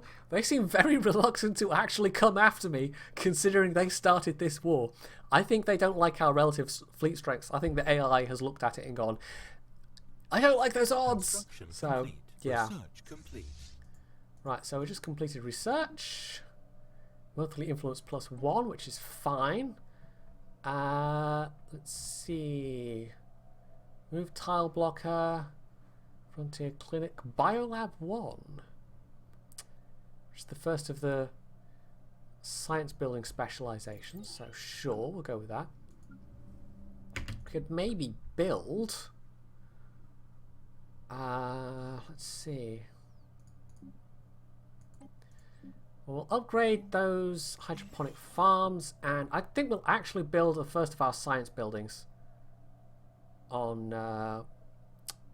I've noticed this, by the way. Your capital planet always has 3 tiles that have each of the research specializations. So we'll actually do that one first, and we'll build a biolab there.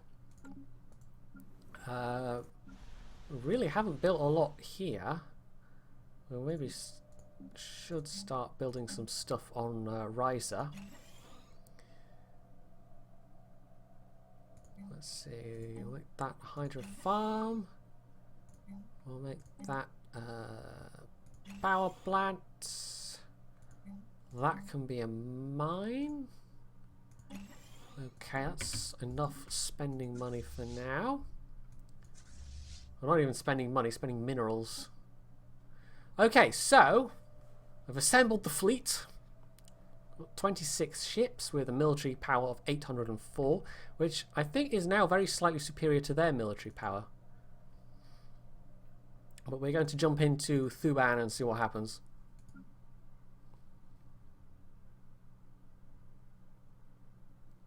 Has Max been playing it as well? Okay. Well, he does like his strategy games, though. See, if Max wanted to do multiplayer, I absolutely would do multiplayer with him. Hostile fleet detected. Oh, well, they've been building ships as well. You rat bags.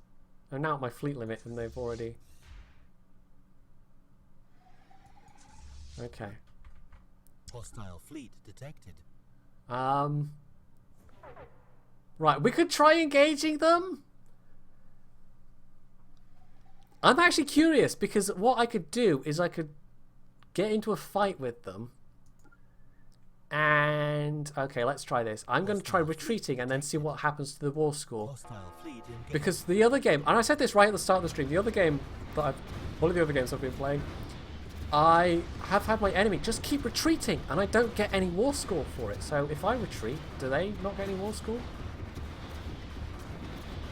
Right, we've lost a couple of ships. We've taken off some... Situation log updated. Yeah, no, that doesn't count against me. I can just withdraw my ships. Now, I've lost some ships, but that literally, they don't care. The game doesn't care. In terms of war score, that doesn't count as a lost battle. Construction complete. Oh, they're chasing after me, though. Retreat! Run away! Hostile fleet detected. Right, so we have to get them the hell out of there. That's the only problem. And this is the disadvantage of Hyperlane. I have to follow the Hyperlanes. Run away! I think I also lost my Admiral. But I can outrun them. Detected. Just. Hostile fleet detected. Come on! Jump! Jump! There we go. Well, that was expensive. Hostile fleet. Are they chasing after me? They are. They want to finish off the job, basically.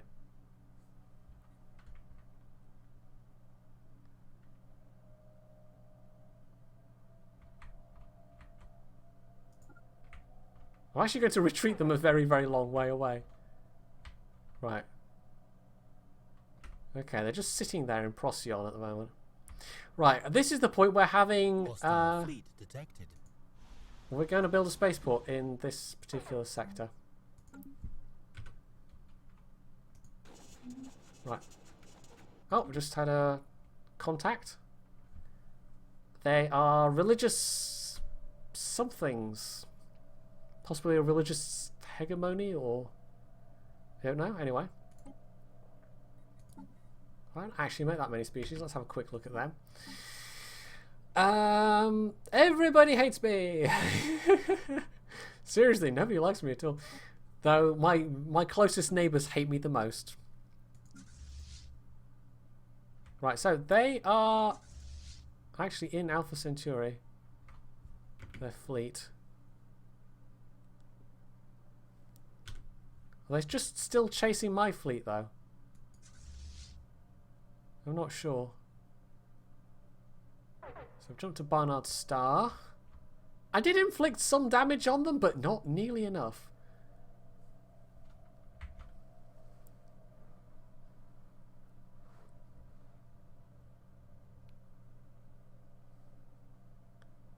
So I don't know where they're going. They have warp technology, so I can jump faster, but I'm constrained to jumping along the lanes, basically. So I didn't lose any war score for that. That's ridiculous. I think that's honestly a bit ridiculous. They beat me. They basically beat me. It was not a good fight. I lost half my fleet. The remainder is very low health. So by all rights, they beat me. Construction complete. Does the war score take account of that? No, it does not. It does not at all. Anyway, so I can have them... we're currently building a space station, but I think even just being in... Hostile fleet detected. Around that planet, I think we'll actually Well, I don't know what they're doing. No idea. Anyway, so that seems like an odd game mechanic to me. I don't know.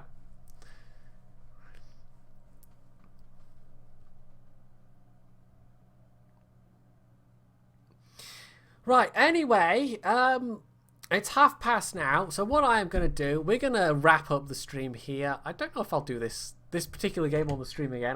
I might make it a YouTube thing, because, of course, it's going to be in much better resolution.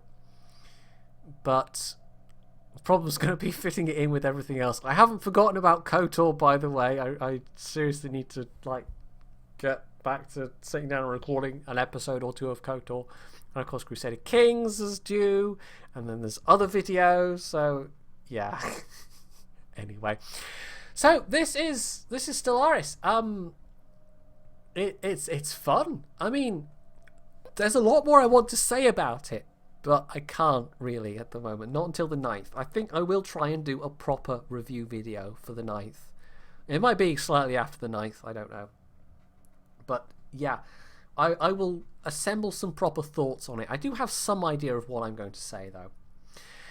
So, that's it for making space great again. We haven't done that well so far.